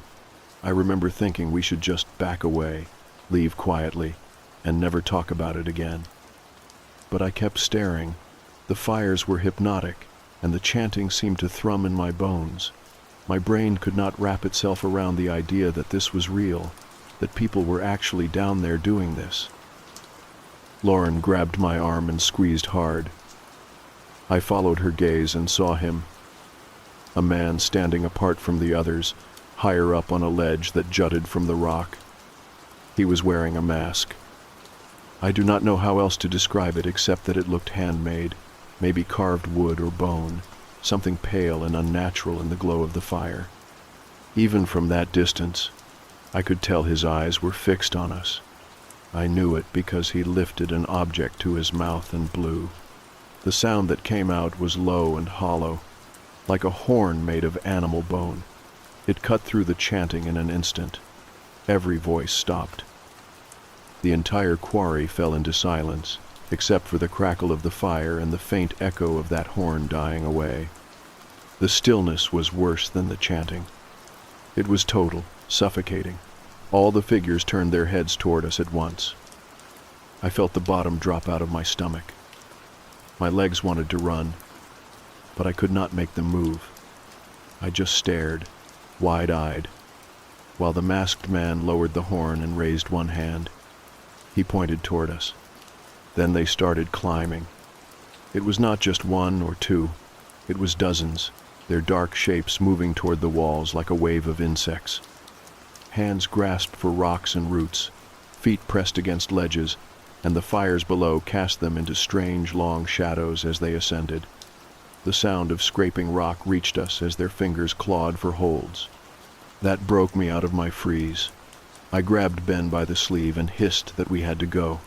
We turned and bolted back into the trees. I could hear Lauren breathing hard behind me, twigs snapping under her boots. We did not speak, we just ran. The woods were darker than I remembered, and every direction looked the same. We finally slowed, gasping for air, trying to listen for pursuit. That is when I saw the first one. Not a person, but a mark. A rope tied between 2 trees across the trail, knotted into a shape I did not recognize. It looked almost like a figure 8 twisted wrong, with dangling ends that swayed slightly in the breeze. I thought maybe it was nothing, maybe kids marking the path, until I saw another, and another. Every trail we tried to take had one of those rope symbols strung across it, like some kind of barrier or warning. The woods suddenly felt alive with them, like we had wandered into something that had been planned long before we arrived. Ben swore under his breath and tried to pull one down, but the knot was impossibly tight.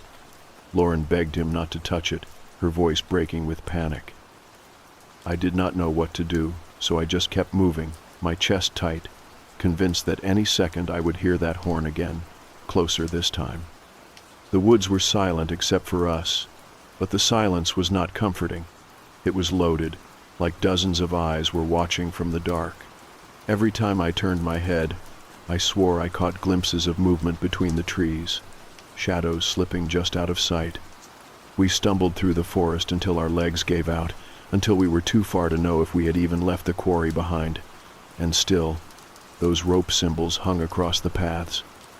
It was like the woods had been remade into a maze we were never meant to escape. When we finally stopped, hunched over and gasping, I realized my hands were shaking so badly I could barely keep hold of the flashlight. Ben kept swearing under his breath, muttering about how they had seen us, how they knew. Lauren just cried quietly, pressing her face into her jacket sleeve. That was the first night. That was how it started. And even now, thinking about it, I know we should have left long before we reached the quarry. Because once you see something like that, once they know you saw them, you do not really get to leave. When I think back on that night, the strangest part is how quickly we convinced ourselves it was over. We stumbled through the woods, eventually finding the dirt road where we had left the car, and drove out in a panic, headlights cutting through trees like we were escaping from a nightmare. Once we hit the main highway, the world felt normal again. The road stretched out, lined with reflective markers, and the hum of the tires on the asphalt had this hypnotic way of making me believe we had left it all behind. None of us spoke much on the ride home. Ben gripped the steering wheel like his life depended on it, jaw clenched, eyes locked on the road. Lauren sat curled up in the back seat, her face pale and streaked from tears. I kept glancing at the rearview mirror, half expecting to see headlights appear behind us, or worse, figures in the road. But there was nothing. Just us and miles of dark forest. When I finally got home, I locked the door, double-checked the windows, and sat on the edge of my bed until the sky began to lighten. At some point I drifted into sleep, and when I woke, it was almost noon. Sunlight poured through the blinds, and the memory of the quarry felt distant, like a bad dream. For a few days, I managed to treat it that way. We did not talk about it much. When we did, it was in quick bursts, like none of us wanted to linger on the details. Ben joked that it was probably some weird backwoods church gathering, nothing more, though his voice always cracked a little when he said it. Lauren avoided the subject entirely, and I figured that was for the best. But then, the small things started happening. The first was when I left my apartment one morning and noticed a piece of rope tied to the tree at the end of the parking lot. Just an ordinary rope, weathered and frayed, knotted in a strange shape. I froze when I saw it because it looked exactly like the one strung across the trails in the woods. I stood there staring at it for a long time before finally untying it and shoving it in the dumpster. My heart was pounding the entire time, but I told myself it was nothing, a coincidence. Later that week, Lauren texted me saying she thought someone was following her. She had left work late and noticed the same silver sedan behind her all the way across town. When she turned onto her street, the car slowed, but did not follow her into the cul-de-sac. She admitted she might be paranoid, but she could not shake the feeling. I did not know what to say. I wanted to tell her it was just her nerves, that we were all wound too tight after what happened. But the truth was I had noticed the same thing. Different cars, maybe, but always the same feeling of eyes on me, always the sense of someone keeping pace. Ben brushed us off when we mentioned it. He told us to stop feeding into the fear, that the mind makes patterns where there are none. But he was lying. I could tell. His voice had that edge, the same one it had the night he floored the gas pedal out of the woods. The real turning point came 2 weeks later. I came home from work and found an envelope tucked into the crack of my apartment door. No name, no stamp, just a plain white envelope. My stomach sank before I even picked it up. Inside was a single piece of paper, folded neatly. Written in block letters were 3 words: "Do not run." That was it. No explanation, no threat, just those words. I sat on the floor with the paper in my hands, my pulse hammering in my ears, until my phone buzzed. It was a message from Ben, a photo. It showed his car parked in his driveway, taken from the street. The caption underneath read, "See you soon." He said it had come from an unknown number. That night I barely slept. Every time I closed my eyes, I heard the horn from the quarry echoing in my head.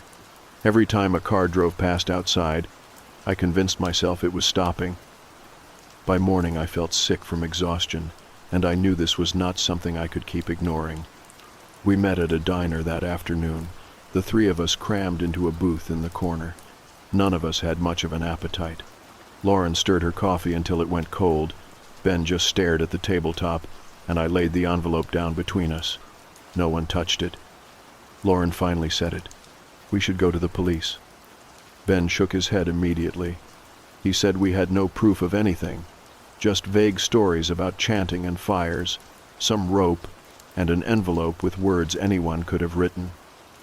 He said the cops would laugh us out of the station. Maybe worse, maybe they would actually go looking and stir up trouble we did not want. I wanted to argue, but deep down I knew he was right. It was our word against nothing, and even if the police did take us seriously, what would happen? They would find a group of people camping in the quarry and maybe ticket them for trespassing. That would not stop what was happening to us. When we left the diner, I noticed a man sitting alone in a booth near the door. Long coat, hood pulled low. I had not seen him come in, but he was staring at us, not pretending otherwise. His eyes followed me all the way to the parking lot. That night I dreamed of the quarry, not the fires or the chanting, but the silence after the horn, all those heads turning in unison, all those eyes finding us in the dark. I woke up gasping, and for a moment I swore I smelled smoke in my apartment, faint and acrid. But when I checked, there was nothing. The next morning, there was a rope tied to my doorknob. It was not knotted like the ones in the woods. This one was different, a simple loop, like a noose. That was when I realized this was not paranoia. It was not coincidence. They had found us. They were watching, and they wanted us to know.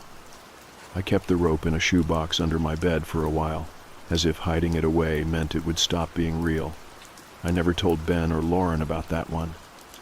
I figured they already had enough on their plates, and maybe I thought if I ignored it long enough it would fade into nothing. That was the way I had handled most strange things in life up to that point. Pretend it does not exist, pretend it never happened, and eventually the mind smooths it over like a wrinkle in a sheet. Except this wrinkle kept deepening, twisting tighter, until I could not convince myself anymore. 2 days after I found the rope on my doorknob, I got home from work and realized the picture frames on my wall were crooked. All of them, in every room, tilted the exact same way. I know for a fact I had not left them like that. I live alone, I lock my doors, and I am careful about small things. At first I wondered if maybe the building had shifted, but the idea crumbled the second it entered my mind. Someone had been inside. Someone had touched every single frame just to leave that subtle mark behind. That night I called Ben. He answered on the third ring, his voice hoarse and shaky, like he had not slept in days. I told him about the picture frames, expecting him to tell me I was being dramatic.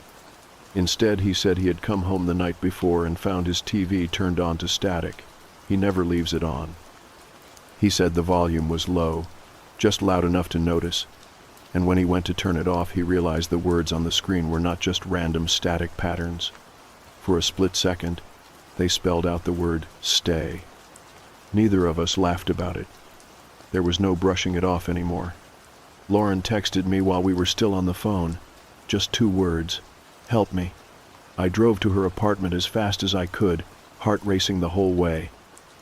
By the time I got there, she was sitting on her couch with every light on, clutching her phone like it was a lifeline. Her hands were trembling. She told us she had woken from a nap to the sound of footsteps in her kitchen. When she went to check, there was no one there, but her back door was wide open. On the counter was a single Polaroid. It showed her sleeping on that same couch, her mouth slightly open, blanket tangled around her legs. I swear my blood ran cold holding that photo. It was not just the fact that someone had been inside while she was asleep. It was the way the shot was framed, perfect and centered, like whoever took it had been standing there for a long time, making sure they got it right.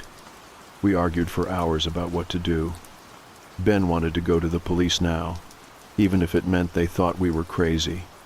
Lauren said no, that bringing them into it would just escalate things. I sat there staring at the Polaroid, unable to make a choice. Every option felt wrong. The next morning, I went out to my car and found another envelope tucked under the windshield wiper. Same plain white paper, no stamp, no name. Inside was a single photo. Not a Polaroid this time, but a printed shot on glossy paper. It was the three of us at the diner the week before, sitting in the corner booth. The angle suggested it had been taken from just a few tables away. None of us had noticed anyone with a camera. Written across the bottom in black marker were the words, "You should not have left." I nearly vomited right there in the parking lot. I called Ben again, but he did not answer. When I finally got through to him later that night, his voice was quiet, broken. He said he had found something carved into the hood of his car. A rope symbol, just like the ones in the quarry, etched deep into the paint. He said he had not driven since, too afraid of being followed. The feeling of being watched grew heavier every day. In grocery stores, I caught glimpses of people staring from the end of the aisle, only to vanish when I blinked. Walking to my mailbox at night, I swore I heard footsteps pacing just out of sight. And once, as I turned the corner into my apartment complex, I saw a figure standing at the far end of the lot, hood pulled low, perfectly still. I looked down to unlock my door, and when I looked up again, they were gone. I started sleeping with a knife on the nightstand. Some nights, I did not sleep at all. The chanting from the quarry replayed in my head, dozens of voices rising and falling in unison. Sometimes I thought I heard it faintly outside my window, just at the edge of hearing, like an echo on the wind. Lauren called one night in tears, saying she could not take it anymore. She said she woke to scratching sounds inside her closet, and when she finally opened it, there was nothing but the faint smell of smoke. She wanted to leave town, maybe crash with family in another state. I told her I was thinking the same thing. Ben, though, sounded almost defiant when we talked. He said he was not going to run. He said if they wanted to scare him, they would have to do more than symbols and photos. I wanted to believe him, but his voice shook too much for me to think he meant it. The breaking point for me came a few nights later. I was lying in bed, eyes wide open, too wired to sleep. The apartment was silent, so silent I could hear the blood in my ears. Then, without warning, my phone buzzed. An unknown number. I should not have answered, but I did. On the other end was nothing at first, just the sound of breathing. Slow, steady, deliberate. Then, faintly, voices. Not one, but many, dozens, whispering all at once. I could not make out the words, but the rhythm was the same as that chanting in the quarry. It built and built until I thought my head would split open, and then it stopped. I sat there in the dark, gripping the phone so hard my knuckles turned white, waiting for something else. Finally, a single voice came through, clear and sharp. "Do not run." The line went dead. That was when I knew we had never escaped. The quarry had followed us home. I did not tell anyone about that phone call right away. Maybe it was denial, or maybe it was shame. I could not handle the thought of saying it out loud, of giving the words more weight than they already had in my head. Instead, I sat in my dark apartment staring at my phone until sunrise, half expecting it to buzz again. It never did, but the silence afterward felt worse somehow, like the air was waiting. The next morning I forced myself out the door just to feel normal. I went to grab coffee, sat in my car, tried to breathe like a person who was not unraveling, and that is when I saw it. Tucked under the windshield wiper was another envelope. I froze. I knew before opening it that it would not be good. My stomach churned like I had swallowed rocks. Inside was a single photograph. It was my bedroom, taken from the corner by the closet. The bed was unmade, the sheets half pulled back, and I was lying there fast asleep. The angle was intimate, close, far too close for comfort. And the worst part was that I knew I had locked every door and window the night before. Someone had been inside again, standing in my room while I slept, close enough to hear me breathe. I called Ben right away. He picked up, sounding exhausted. Before I could even explain, he cut me off and said, "They are inside here too." He told me he had woken up to his front door wide open, though the lock had not been broken. On the kitchen table was a small pile of dirt shaped into a circle, with a rope coil laid in the center. He said it smelled like smoke. Lauren had not answered any of my calls for 2 days. I finally drove over to her place. When she opened the door, her eyes looked wild, rimmed red from crying. She pulled me inside and shoved something into my hands. It was another Polaroid. This one showed the 3 of us together in the quarry, the night we had first gone exploring, but the angle was impossible. It had been taken from the center of the pit where the bonfires had burned, as if someone had been right in the middle of the chanting circle looking up at us. None of us remembered anyone holding a camera. Lauren told me she had been hearing footsteps on her roof every night around the same time. She had called the police, but by the time they showed up, the sounds had stopped. She said she was scared they thought she was crazy. I admitted that I had been keeping things from her too, that I had photos taken in my sleep. For a while we just sat in silence, the 3 of us broken people trying to make sense of something that did not make sense. That was when Ben said something I will never forget. He leaned forward, his voice low and hollow, and said, "They do not want us to go to the police. That is why they keep leaving signs instead of hurting us. They want us scared. They want us to know they can reach us anywhere." It was not a comforting thought, but it felt true. We agreed to spend the night together at Lauren's place, figuring there was safety in numbers. We stacked furniture against the doors, checked every lock twice, kept the lights on. For a while, it almost felt normal, sitting there drinking cheap beer, trying to laugh it off like college kids on a bad trip. Then, just after 2 in the morning, we heard it. The sound of chanting, faint but unmistakable, drifting in through the walls. At first I thought it was my imagination, but when I looked at Lauren and Ben, their faces told me they heard it too. It grew louder, a steady rhythm of voices rising and falling in unison, words we could not understand, but somehow felt in our bones. We froze, every muscle tense, waiting for something to happen. Then came the knock. 3 slow, deliberate raps against the front door. We did not move. None of us even breathed. After a few seconds, the knock came again, harder this time. Ben grabbed the knife he had been keeping in his jacket pocket and gestured for us to stay quiet. He crept to the peephole, hesitated, then stumbled back, pale as a ghost. He would not tell us what he saw at first, but when I pressed him, his voice cracked. He said there were at least 6 figures standing in the hallway, hoods pulled low, perfectly still, facing the door. We did not open it. We sat there in the living room, clutching whatever we could use as weapons, praying they would leave. The chanting outside built to a fever pitch, then stopped all at once, leaving the apartment in suffocating silence. After a long time, maybe an hour or maybe less, we dared to look through the peephole again. The hallway was empty. None of us slept that night. At dawn, we went outside to find the door covered in symbols, dozens of rope coils drawn in black ash, smeared across the wood, the floor, even the walls. The smell of smoke lingered long after the sun rose. Ben wanted to fight back somehow. Maybe catch them on camera. Maybe prove they were real. Lauren was terrified at the idea. She said that acknowledging them only gave them more power, that we should just pack up and leave town. I did not know which side to take. Every choice felt like the wrong one. That evening, as I drove home to grab some clothes, I caught sight of something in my rearview mirror that made my chest seize. A figure in a hooded robe was standing at the edge of the street, watching my car pass. When I looked again a second later, they were gone, but I know what I saw. I know I am not losing my mind. Back at my apartment, another envelope waited on the doormat. This one was heavier than the others. Inside was a flash drive. Against my better judgment, I plugged it into my laptop.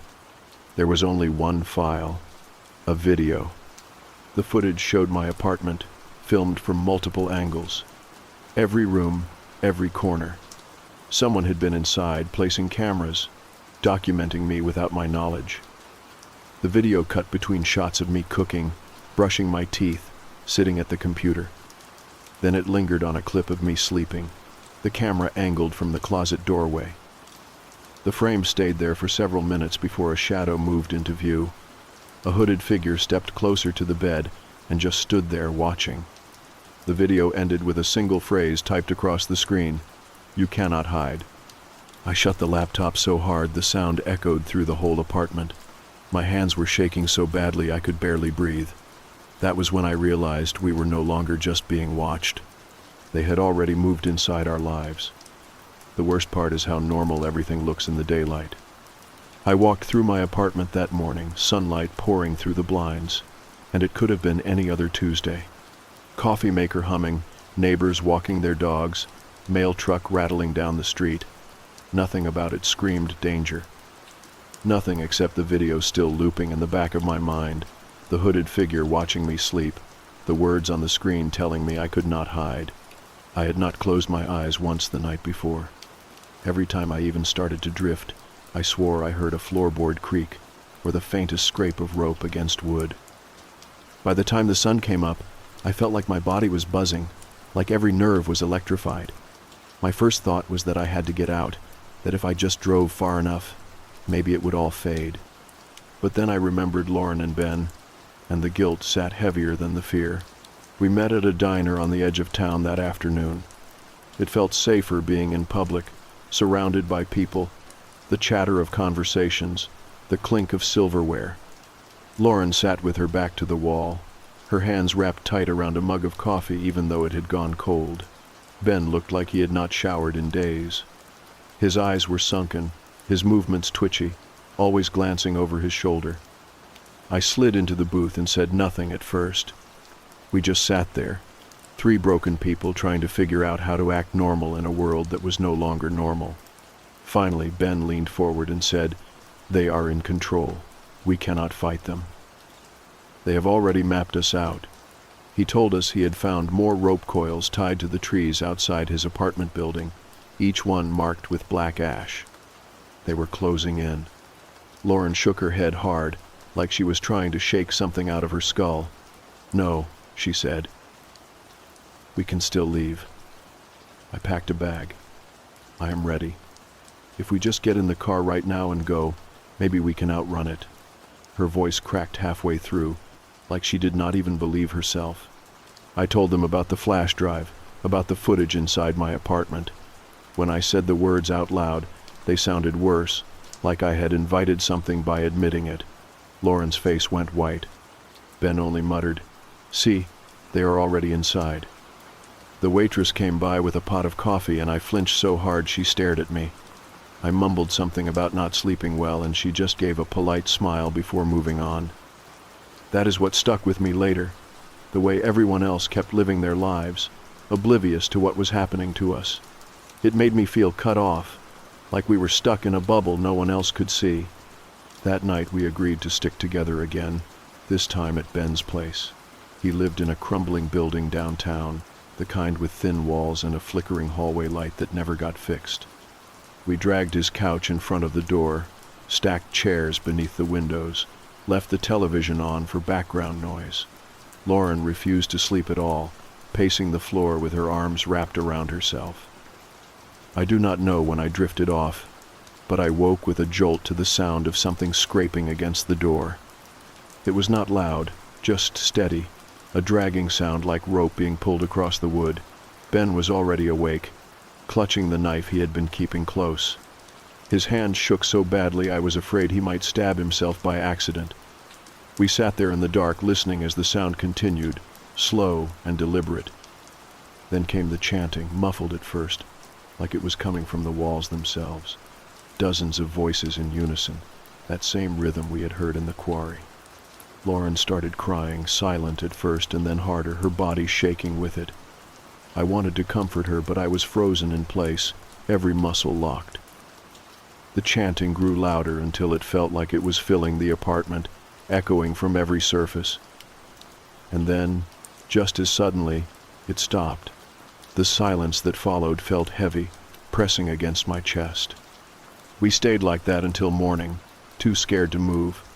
When we finally worked up the courage to look, the door was covered in fresh markings.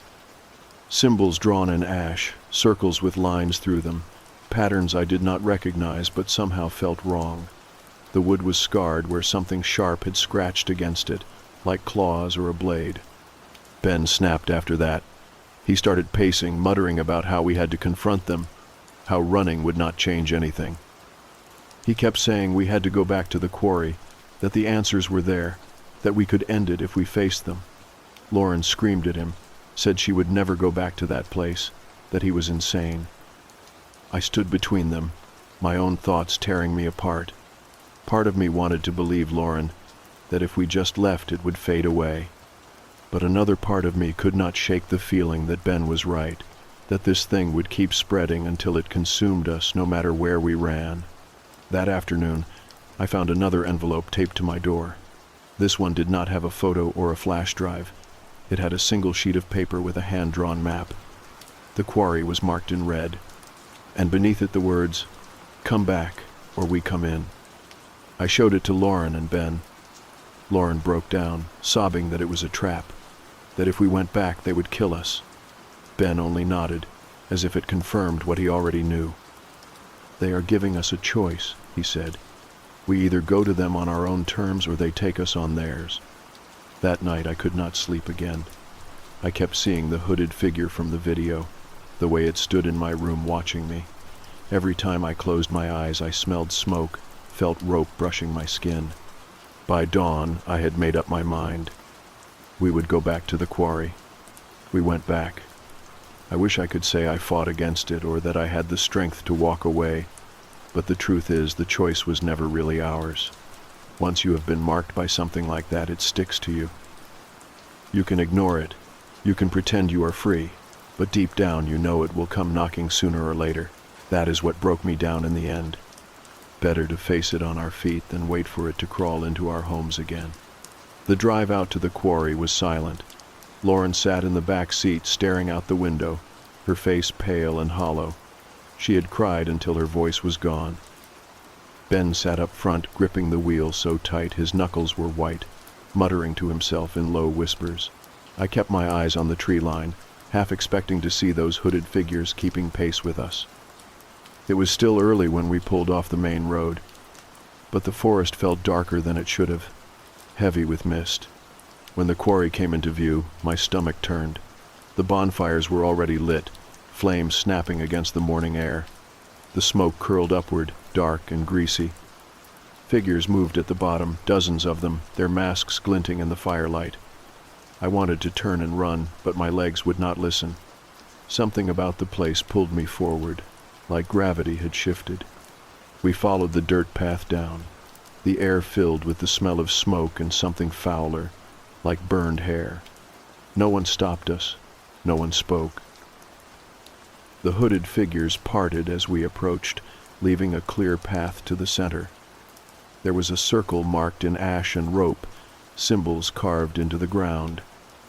At the center was a stone slab, blackened from fire. One of the figures stepped forward, taller than the rest, mask carved with deep grooves. He lifted his hands and the chanting began, low at first, then building. The sound vibrated in my chest, in my teeth, until it felt like my bones might shatter. Lauren collapsed to her knees, clutching her ears, sobbing. Ben stood rigid, eyes wide, as if he had been waiting for this moment all along. The leader pointed at me. My name carried through the chanting, clear as if it were whispered directly into my ear. I staggered back, shaking my head, but two figures stepped forward and seized my arms. Their grip was like iron. They dragged me to the slab, forcing me down, my face pressed against the cold stone. I begged then. I did not care how pathetic I sounded. I told them I would do anything, give anything, if they just let me go. The leader leaned down close enough that I could smell smoke and earth on his breath. He whispered, "We already have what we want." The chanting reached its peak, my vision blurred, colors twisting. I felt something press against my chest, cold and sharp, but it never cut. Instead, it sank inside me like smoke, filling me. My body convulsed. For a moment I thought I had died, but then it stopped. The chanting fell silent. When I opened my eyes, the figures were gone. The fires burned low, unattended. The quarry was empty, except for the three of us. Lauren was curled on the ground, shaking. Ben stood nearby, staring into the distance with a look I cannot even describe. He seemed emptied out, hollow. We left without speaking. The drive back felt longer, endless. The forest looked the same, but I knew better. Something had changed. The silence between us was heavy, broken only once when Lauren whispered, "They are not finished." I tried to go back to my life after that. I really did. I went to work. I sat in traffic. I smiled at neighbors. But I am not the same. None of us are. Lauren barely answers her phone anymore. Ben disappeared 2 weeks later. His apartment was stripped bare. No forwarding address. I am the only one left, and I do not know why. The worst part is the watchers. I see them sometimes, just at the edge of things. A shadow leaning against a tree when I walk to my car. A figure across the street standing perfectly still, gone when I blink. Once I found a rope knot tied around the handle of my front door. The ash pattern burned into the wood. They are reminding me. I know this all sounds insane. I would not believe it myself if I had not lived it. But here is the thing that keeps me awake. They told me they already had what they wanted. I do not know what that means. I do not know if it is something inside me now, or if they just wanted to mark me, to make me theirs. All I know is I wake up every night at the same time, heart pounding, the smell of smoke in my room, and I never check the window anymore, because I am terrified that if I look, I will see one of those masks staring back at me. So yeah, we went back to the quarry. We survived. At least, on paper we did. But I do not think survival is the right word for this. I am not sure I am alive in the same way anymore. And the scariest part is knowing they could come back whenever they want. They will not need to carve another map or send another letter. They already know where I am, and I do not think they are done. I live in a small brick house on a quiet street in Toronto, the kind of place where the evenings are filled with the gentle murmur of neighbors heading home and the distant glow of porch lights flickering on. For years it felt safe, familiar, but something has changed, and now I find myself waiting every night for the moment when the knocking begins. It started about a month ago. I remember waking up in the darkness, the room cold and still, the ticking of the old clock on the wall the only sound. Then I heard it. A soft, deliberate knock on the back door, 3 times steady and measured, as if someone was standing there, counting out the seconds between each tap. I lay there in bed, my heart thudding in the silence. I told myself it was just the wind or maybe the old wood settling in the night, but I knew the sound of a knock. I had heard it 1,000 times and there was no mistaking it for anything else. I got up and padded down the narrow hallway, the floorboards creaking under my feet. The kitchen was dark, the soft glow of the street lamp outside spilling in through the window over the sink. I stood there for a moment, my hand resting on the doorknob, listening. Nothing, just the soft hum of the refrigerator and the faint rustle of leaves outside. I took a deep breath and turned the lock, pulling the door open just a crack. The alley behind the house was empty, the shadows long and still. I stood there, peering out into the darkness, half expecting to see someone standing there, but there was nothing. Just the quiet of the night and the soft breath of the cold air against my face. I closed the door and went back to bed, telling myself it was just my imagination, but I could not shake the feeling that something had been there, standing just beyond the reach of the light. The next night, it happened again. 3 soft knocks, always at the same time. 3 in the morning. I woke up the moment I heard it, my eyes snapping open in the darkness. This time I did not hesitate. I got up and went to the door, the cold floor biting at my bare feet. Again, nothing, no movement, no sign of anyone at all. But as I stood there, peering out into the shadows, I saw something, a shape. Tall and thin, just at the edge of the light cast by the alley lamp. It was there for a moment, a flicker of movement, and then it was gone. My breath caught in my throat, and I slammed the door shut, turning the lock with hands that would not stop shaking. I told myself it was nothing, a trick of the light, a branch moving in the wind. But I knew it was not. I had seen it, a shadow that moved like a man, standing there in the cold, watching me. The nights since have all been the same. 3 in the morning, 3 soft knocks, sometimes at the back door, sometimes at the window over the sink. I stopped sleeping in my bed, choosing instead to sit in the living room with the lights on, a blanket wrapped around my shoulders like a shield. But even in the soft glow of the lamps, I could feel it. The weight of that shadow waiting for me, patient and silent. I tried to tell someone once. My brother came by for dinner a few nights after it started. He laughed it off, said it was probably some local kid playing a prank. But the way he looked at me when he thought I wasn't watching told me he did not really believe that.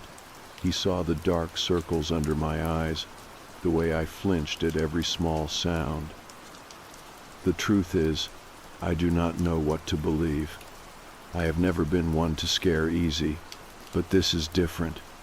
It feels like something older, something that does not care if I believe or not. It is there, every night, knocking at the same hour like a question that does not need an answer. I have tried everything to make it stop. I put up new locks, added extra bolts to the doors. I even bought a small security camera and set it up in the kitchen window, the red light a small comfort in the darkness. But the camera never catches anything. No movement, no shape. Just the empty alley, the quiet street. It is like he only exists when I am the one watching.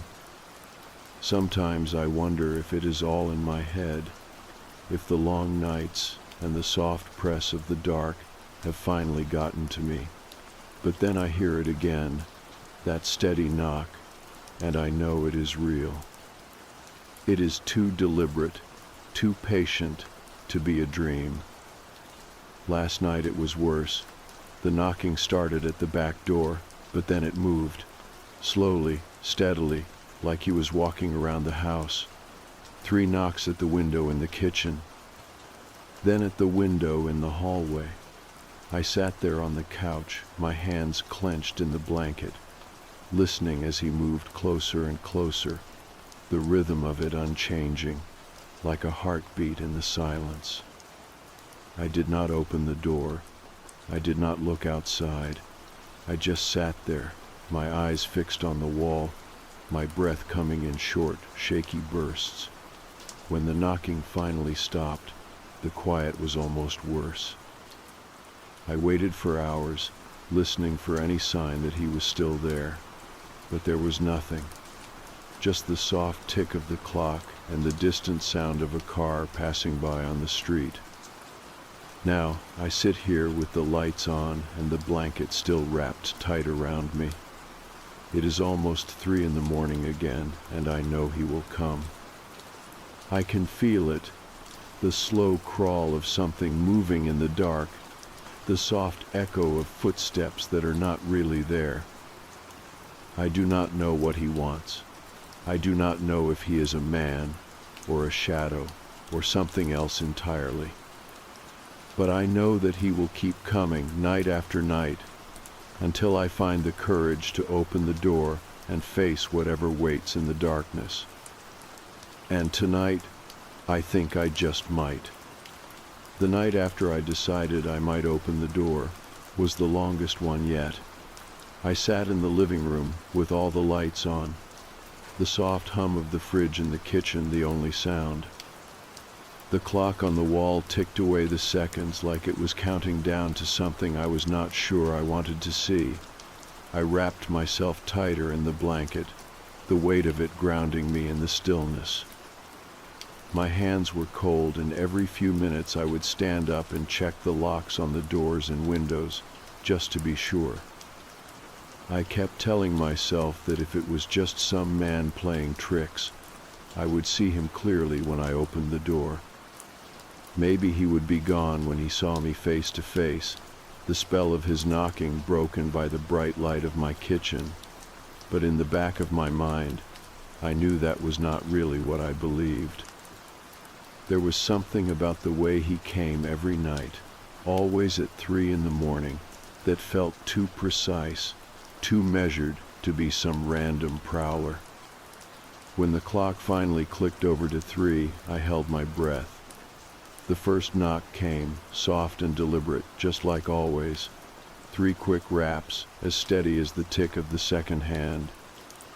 My heart jumped in my chest, and I felt my fingers tighten around the edge of the blanket. The next knock was at the window by the sink, the sound sharp against the glass. I could not see him from where I sat, but I could feel him there, just beyond the thin pane that separated us. I stood up slowly, my feet cold on the wooden floor. Each step felt heavy, like I was walking underwater. I paused in the doorway to the kitchen, listening to the silence that fell after the knocking stopped. My breath was loud in the quiet, each inhale a sharp reminder that I was still here, still alive. I stepped into the kitchen and walked to the window. The alley was empty, the light from the street lamp casting long shadows that stretched across the cracked pavement.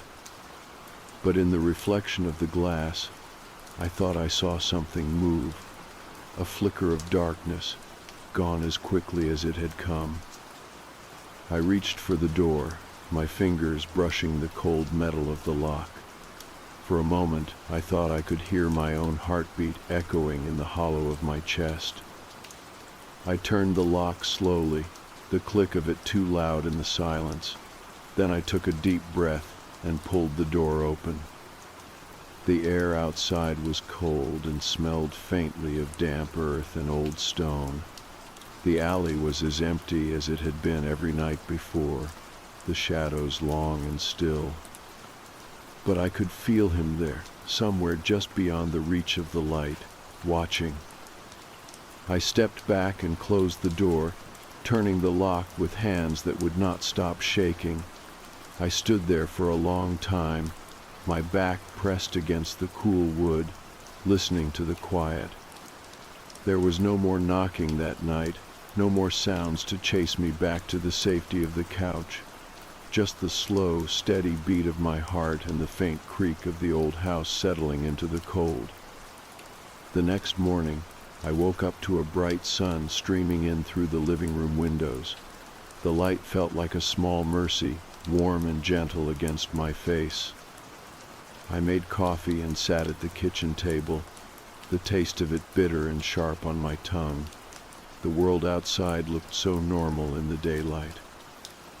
Children walking to school, the soft rumble of the garbage truck down the street.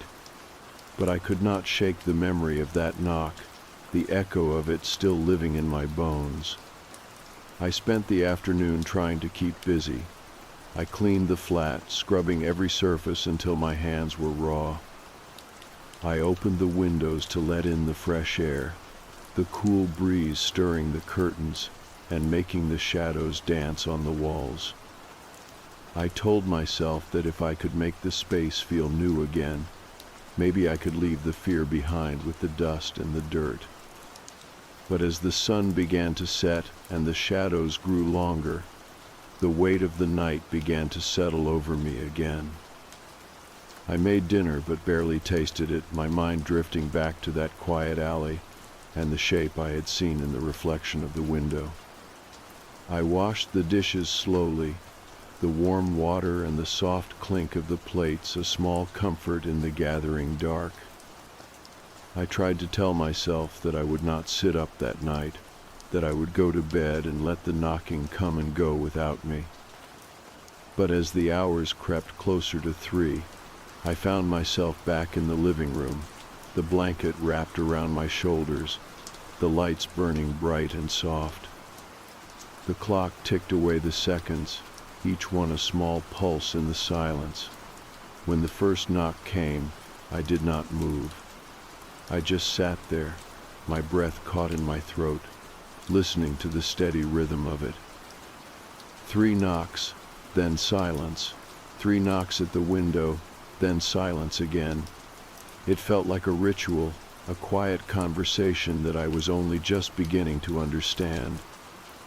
I wanted to stand up and throw open the door, to face whatever waited there and be done with it.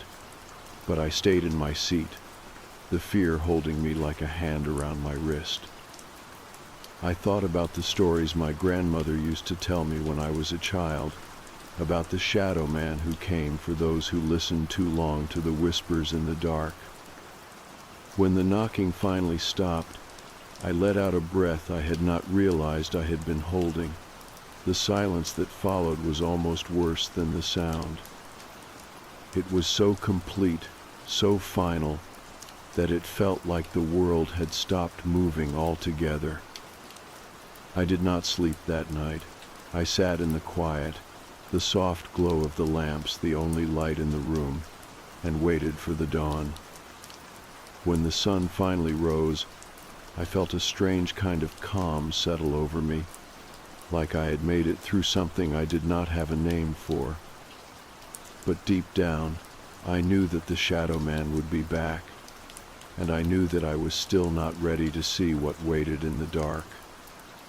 The next few days felt like I was moving through a fog. Everything looked the same in the daylight, the same shops and quiet streets, the same neighbor waving as she carried groceries inside.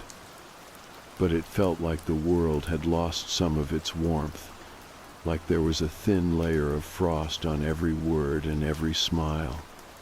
I went to work and I talked to people, but my mind was always somewhere else, always waiting for 3 in the morning to come around again. I tried to tell myself it was nothing, that it was just some stranger passing through, some strange man who had found a rhythm in the night and decided to keep knocking until he grew bored and moved on. But the part of me that still lay awake long after midnight knew better. It was in the way the knocking was always the same, always 3 in the morning, never early and never late. It was in the way the shadow moved outside the window, patient and silent, like it was waiting for me to look just a little too long. I started to see him even when the sun was high and the street was full of people. I would be walking home from the store and I would catch a glimpse of a tall, thin shape in the corner of my eye. Or I would be doing dishes at the kitchen sink and see that flicker of movement in the reflection of the glass. It never stayed long enough to be sure, never close enough to call out to. But it was always there, just at the edge of the light. One evening, I decided I needed to do something. I was tired of feeling like a ghost in my own house, tired of waiting for the knocking to come. I went to the hardware store and bought a motion light, the kind that flicks on bright as day if anything moves outside. I put it up over the back door, my hands shaking a little as I screwed it into place. When I was done, I stood there for a long time, staring out into the alley. The light was off, the shadows deep and still, but I felt a little stronger knowing that if he came again, at least I would see him clearly. That night, I sat in the living room with the blanket around my shoulders, the clock ticking away the minutes in the quiet. I watched the window, my eyes heavy and dry, and waited. When the hands on the clock moved past 3, I held my breath. The first knock came, soft and steady. I felt my heart start to race, the sound as clear as a voice in the dark. 3 soft knocks, then silence. I sat there, my hands clenched tight in the blanket, listening for the sound of the motion light flicking on. But it stayed dark, the alley outside as still as it had always been. The second knock came at the window by the sink, the sound sharp against the glass. I turned my head slowly, my breath catching in my throat. I could see the faint reflection of the light in the alley, still off, the shadows deep and undisturbed. But I knew he was there. I could feel it, the cold weight of his presence pressing in from the other side of the glass. I wanted to stand up, to go to the door and throw it open, and end it all. But I stayed where I was, my body locked in place by a fear that felt older than the house itself. The knocking stopped, the quiet that followed almost gentle. I let out a slow breath, my hands trembling. When dawn came, I went outside and looked at the motion light. It was working fine, the small red light steady and sure. I tested it myself, walking back and forth until it flicked on, bright and blinding in the gray morning. But it had not caught him. Whatever he was, he moved in a way that did not trigger the light, in a way that did not belong to the world I knew. I spent the rest of the day in a kind of daze. My mind kept going back to that moment, the way the knocking had sounded so close, so sure. I thought about calling someone, about asking if they had seen anything strange, but every time I picked up the phone, the words felt too heavy to say out loud. That evening I walked down the alley, the light from the street lamp spilling in pale circles on the cracked pavement. The bricks of the houses on either side felt close and cold, the air heavy with the smell of damp earth and old stone. I stood there for a long time listening to the soft rustle of leaves in the wind, the distant sound of traffic on the main road. I did not see him that night, but I felt him, like a weight in the shadows, a breath on the back of my neck that never quite touched my skin. I went back inside and locked the door, the sound of the bolt sliding home a small comfort. I made tea and sat at the kitchen table, the warmth of the cup in my hands grounding me in the quiet. I told myself again that it would stop, that maybe this was the last night I would have to hear that soft, patient knock. But deep down I knew it would not end, not until I was ready to face him, not until I was ready to open the door and see what waited on the other side. That night I did not sleep at all. I sat in the living room with the lights off, the darkness pressing in close and quiet. I watched the clock, the slow creep of the hands across the face, and waited for 3 in the morning to come again. The next night felt different. I could not say why exactly, but there was a heaviness in the air that settled over everything like a thick fog. I spent the day trying to keep busy, cleaning every corner of the house, rearranging shelves, scrubbing the floors until my hands were raw. But nothing I did could shake that quiet tension that had settled over me. It was like the hours themselves were holding their breath, waiting for 3 in the morning to come again. When the sun began to set, I made dinner, though I had no appetite.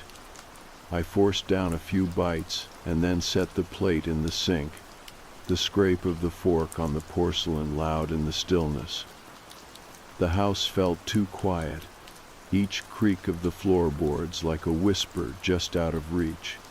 I turned on the radio for a while, the soft murmur of voices filling the room with something like comfort. But even that felt hollow, the words drifting past me like smoke.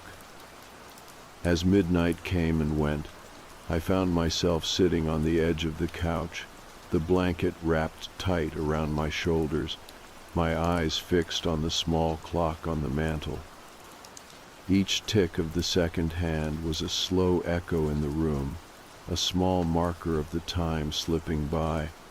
I kept telling myself that this would be the night I would not give in to the fear, that this would be the night I would stand up and see him for what he was. But as the minutes crawled by, the fear only grew. It was not the loud, sudden fear that makes your breath catch and your heart race. It was something deeper, something that lived in the hollow of my chest and spread cold fingers through every breath. It was the fear that comes when you know something is waiting for you, and you have no choice but to meet it. At 3 a.m, the first knock came, soft and steady, just like every night before. 3 gentle raps against the back door, so quiet they might have been nothing but the memory of a sound. My hands tightened around the edge of the blanket, the fabric pulled taut between my fingers. I did not move. I just sat there, listening. The second knock came at the window, the sound sharper now, a quiet insistence that pulled at something deep inside me. I felt my breath catch in my throat, my heart beating a slow, heavy rhythm in the silence. I could almost feel the weight of his presence outside, the shape of him waiting just beyond the glass. I stood up slowly, the blanket slipping from my shoulders to pool at my feet. My legs felt heavy, each step a deliberate choice as I walked to the kitchen. The light above the sink was still on, casting a soft glow across the empty countertops. I stood there for a moment, my hand resting on the cool edge of the sink, and looked out into the darkness. The alley was as empty as it had always been, the motion light still and silent above the door, but in the faint reflection of the glass, I saw him. A tall, thin shape, darker than the shadows around it, standing perfectly still. My breath fogged the window in a soft cloud, and for a moment, it almost looked like he was breathing with me, our breaths mingling in the cold night air. I reached for the lock, my hand trembling. Part of me wanted to turn away, to walk back to the couch and pull the blanket tight around me, and pretend it was all just a dream. But another part of me, a quiet voice that had been growing louder with each passing night, told me that I could not hide anymore, that I had to see him, to know him. I turned the lock slowly, the soft click loud in the silence. I took a deep breath and pulled the door open, just a crack at first, the cold air rushing in to wrap around my ankles. The alley was empty. The light above the door stayed dark, the shadows deep and undisturbed, but I could feel him there, standing just beyond the reach of the light, the weight of his gaze pressing in around me. I stepped back and opened the door wider, the old hinges groaning softly. The cold night air swept in, and I stood there for a long moment, staring out into the darkness. I did not see him, but I knew he was there. I could feel it in the way the shadows seemed to breathe, in the way the air itself felt alive. I waited. The cold seeped into my bones, but I did not move. I wanted to hear his voice, to see the shape of his face, to know if there was anything human in the dark, but the silence held. No movement, no sound, just the quiet breath of the night and the soft beat of my heart in the hollow of my chest. After what felt like forever, I closed the door and turned the lock again. I stood there with my hand still on the knob, the chill of the metal grounding me in the moment. I was shaking, but it was not from the cold. It was from the knowing, the quiet certainty that he would come again, that this was not the end of it. I went back to the couch and pulled the blanket around me, the soft weight of it a small comfort in the quiet. I sat there until the first light of dawn crept in through the windows, the soft blue of the morning sky washing away the last of the night, and in that light I felt something like peace. Not because I thought it was over, but because I had finally faced the thing that had been waiting for me in the dark. I knew he would come again, and I knew that when he did, I would be ready. The days after I finally opened the door were some of the strangest I have ever lived through. It was like I had stepped out of one world and into another, one where the air itself seemed to hum with something I could not name. I found myself looking at everything a little closer, listening for the small sounds in the quiet spaces of the day. Even in the bright light of morning, I could feel the memory of that cold night clinging to me, the quiet weight of the dark pressing against my skin.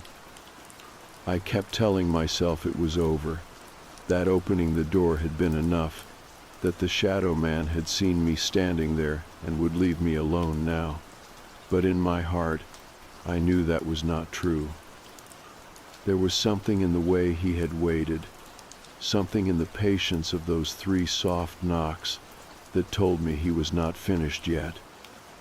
At work, I was distracted, my mind always drifting back to that moment in the alley, the feel of the cold air on my face, the quiet press of the dark against my skin. My coworkers noticed. They asked if I was all right, if I was sleeping enough. I lied, said I was just a little tired, just a little worn out from too many late nights. But I could see the worry in their eyes, the way they watched me when they thought I was not paying attention. At night, I tried to sleep, but it always felt like there was something just outside the edge of my dreams, some soft voice calling to me from the dark. I would wake up gasping, my heart pounding, the room around me too still, too quiet, and always, I would find myself listening for that soft knock at the door. One night, I decided I could not wait anymore. I needed to know. I needed to understand what he wanted from me, why he kept coming back. I sat in the kitchen, the light above the sink casting a warm glow over the worn wooden table.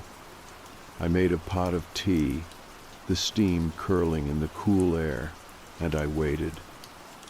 The clock on the wall ticked away the minutes, the soft rhythm of it almost soothing. I thought about all the nights I had spent waiting, the way the fear had become a part of the air I breathed. But tonight felt different. Tonight, I felt something close to calm. At 3 a.m, the first knock came. I closed my eyes and let the sound wash over me, soft and deliberate. 3 measured beats against the wood. I took a deep breath and stood up, my feet cold on the floor, my hands steady for the first time in weeks. I walked to the door and placed my hand on the lock, the metal cool and smooth under my fingers. I did not open it. Instead, I spoke. My voice was quiet, but it felt strong in the silence. "I know you are there," I said. "I see you. I hear you. What do you want from me?" There was no answer, just the soft hush of the wind outside and the quiet tick of the clock on the wall. I waited, my breath slow and steady, my heart a soft thrum in the quiet. Then for the first time the knocking came again, faster this time, a quiet urgency that made the hair on the back of my neck stand on end. I opened the door. The alley was empty, the light from the street lamp soft and pale against the wet pavement. The air was cold and smelled of rain and old stone.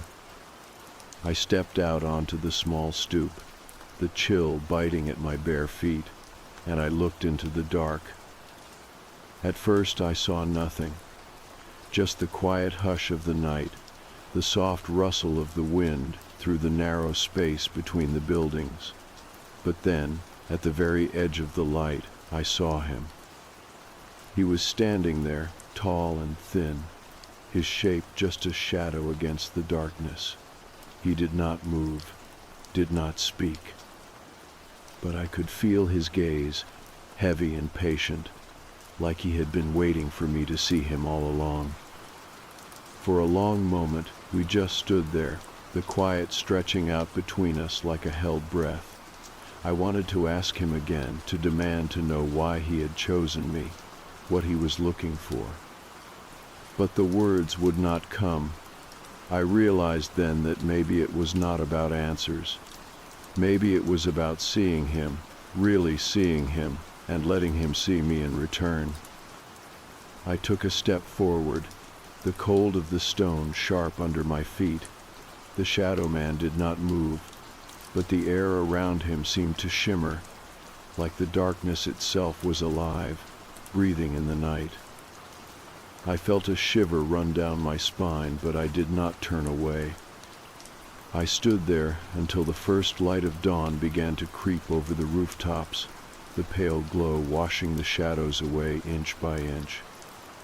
As the light grew, the shape of him began to fade, the edges of the darkness softening until there was nothing left but the quiet of the alley and the soft sigh of the wind. I went back inside and closed the door, the lock sliding home with a quiet finality that felt like a promise. I stood there for a long moment, my hand still resting on the wood, and I realized I was not afraid anymore. I did not know what he was or why he had come to me, but I knew that I had faced him, that I had stood in the cold and the dark and met his gaze without flinching. When the sun rose fully and the light of day filled the kitchen, I sat down at the table and made another cup of tea. I watched the steam curl up into the quiet morning air, and for the first time in weeks, I felt like I could breathe again. I knew he would come again. I could feel it in the quiet spaces of the day, in the soft hush of the wind at night. But I was not afraid. Because now, when I heard that soft knock at 3 a.m, I would know it for what it was. A reminder that some shadows are meant to be seen. In the days that followed, I felt a quiet kind of calm settle over me. The fear that had once pressed down on my chest like a weight had shifted, easing into something more like acceptance. I still heard the knocking at 3 a.m, still felt the presence of the shadow man outside my door, but it no longer held the same power over me. I had seen him. I had looked into the darkness and found that I was still standing when the sun rose. I went about my days like I always had, but there was a new lightness in my step, a small smile that I carried with me even in the quiet hours. My coworkers noticed.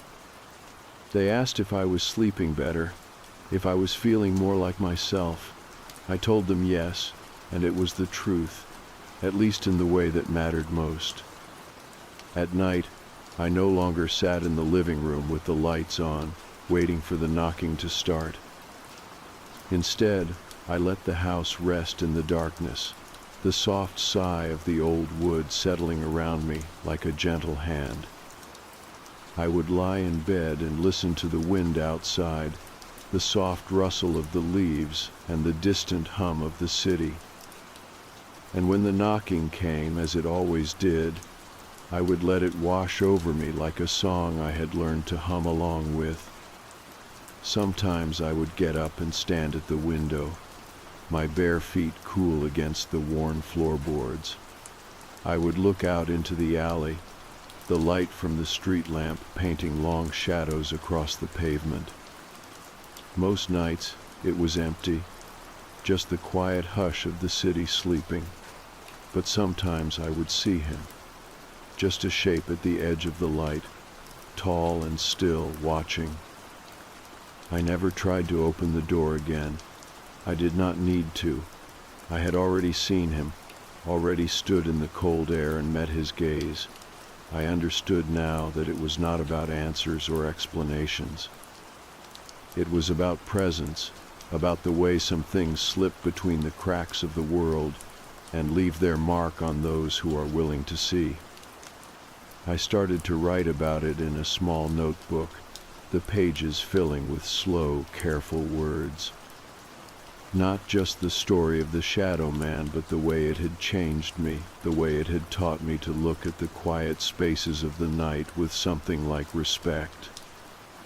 I wrote about the fear, yes, but also about the calm that had come after, the way the darkness could hold both terror and comfort in the same breath. One evening, as the last light of the day faded, and the first cool breath of night settled over the city, I took a walk.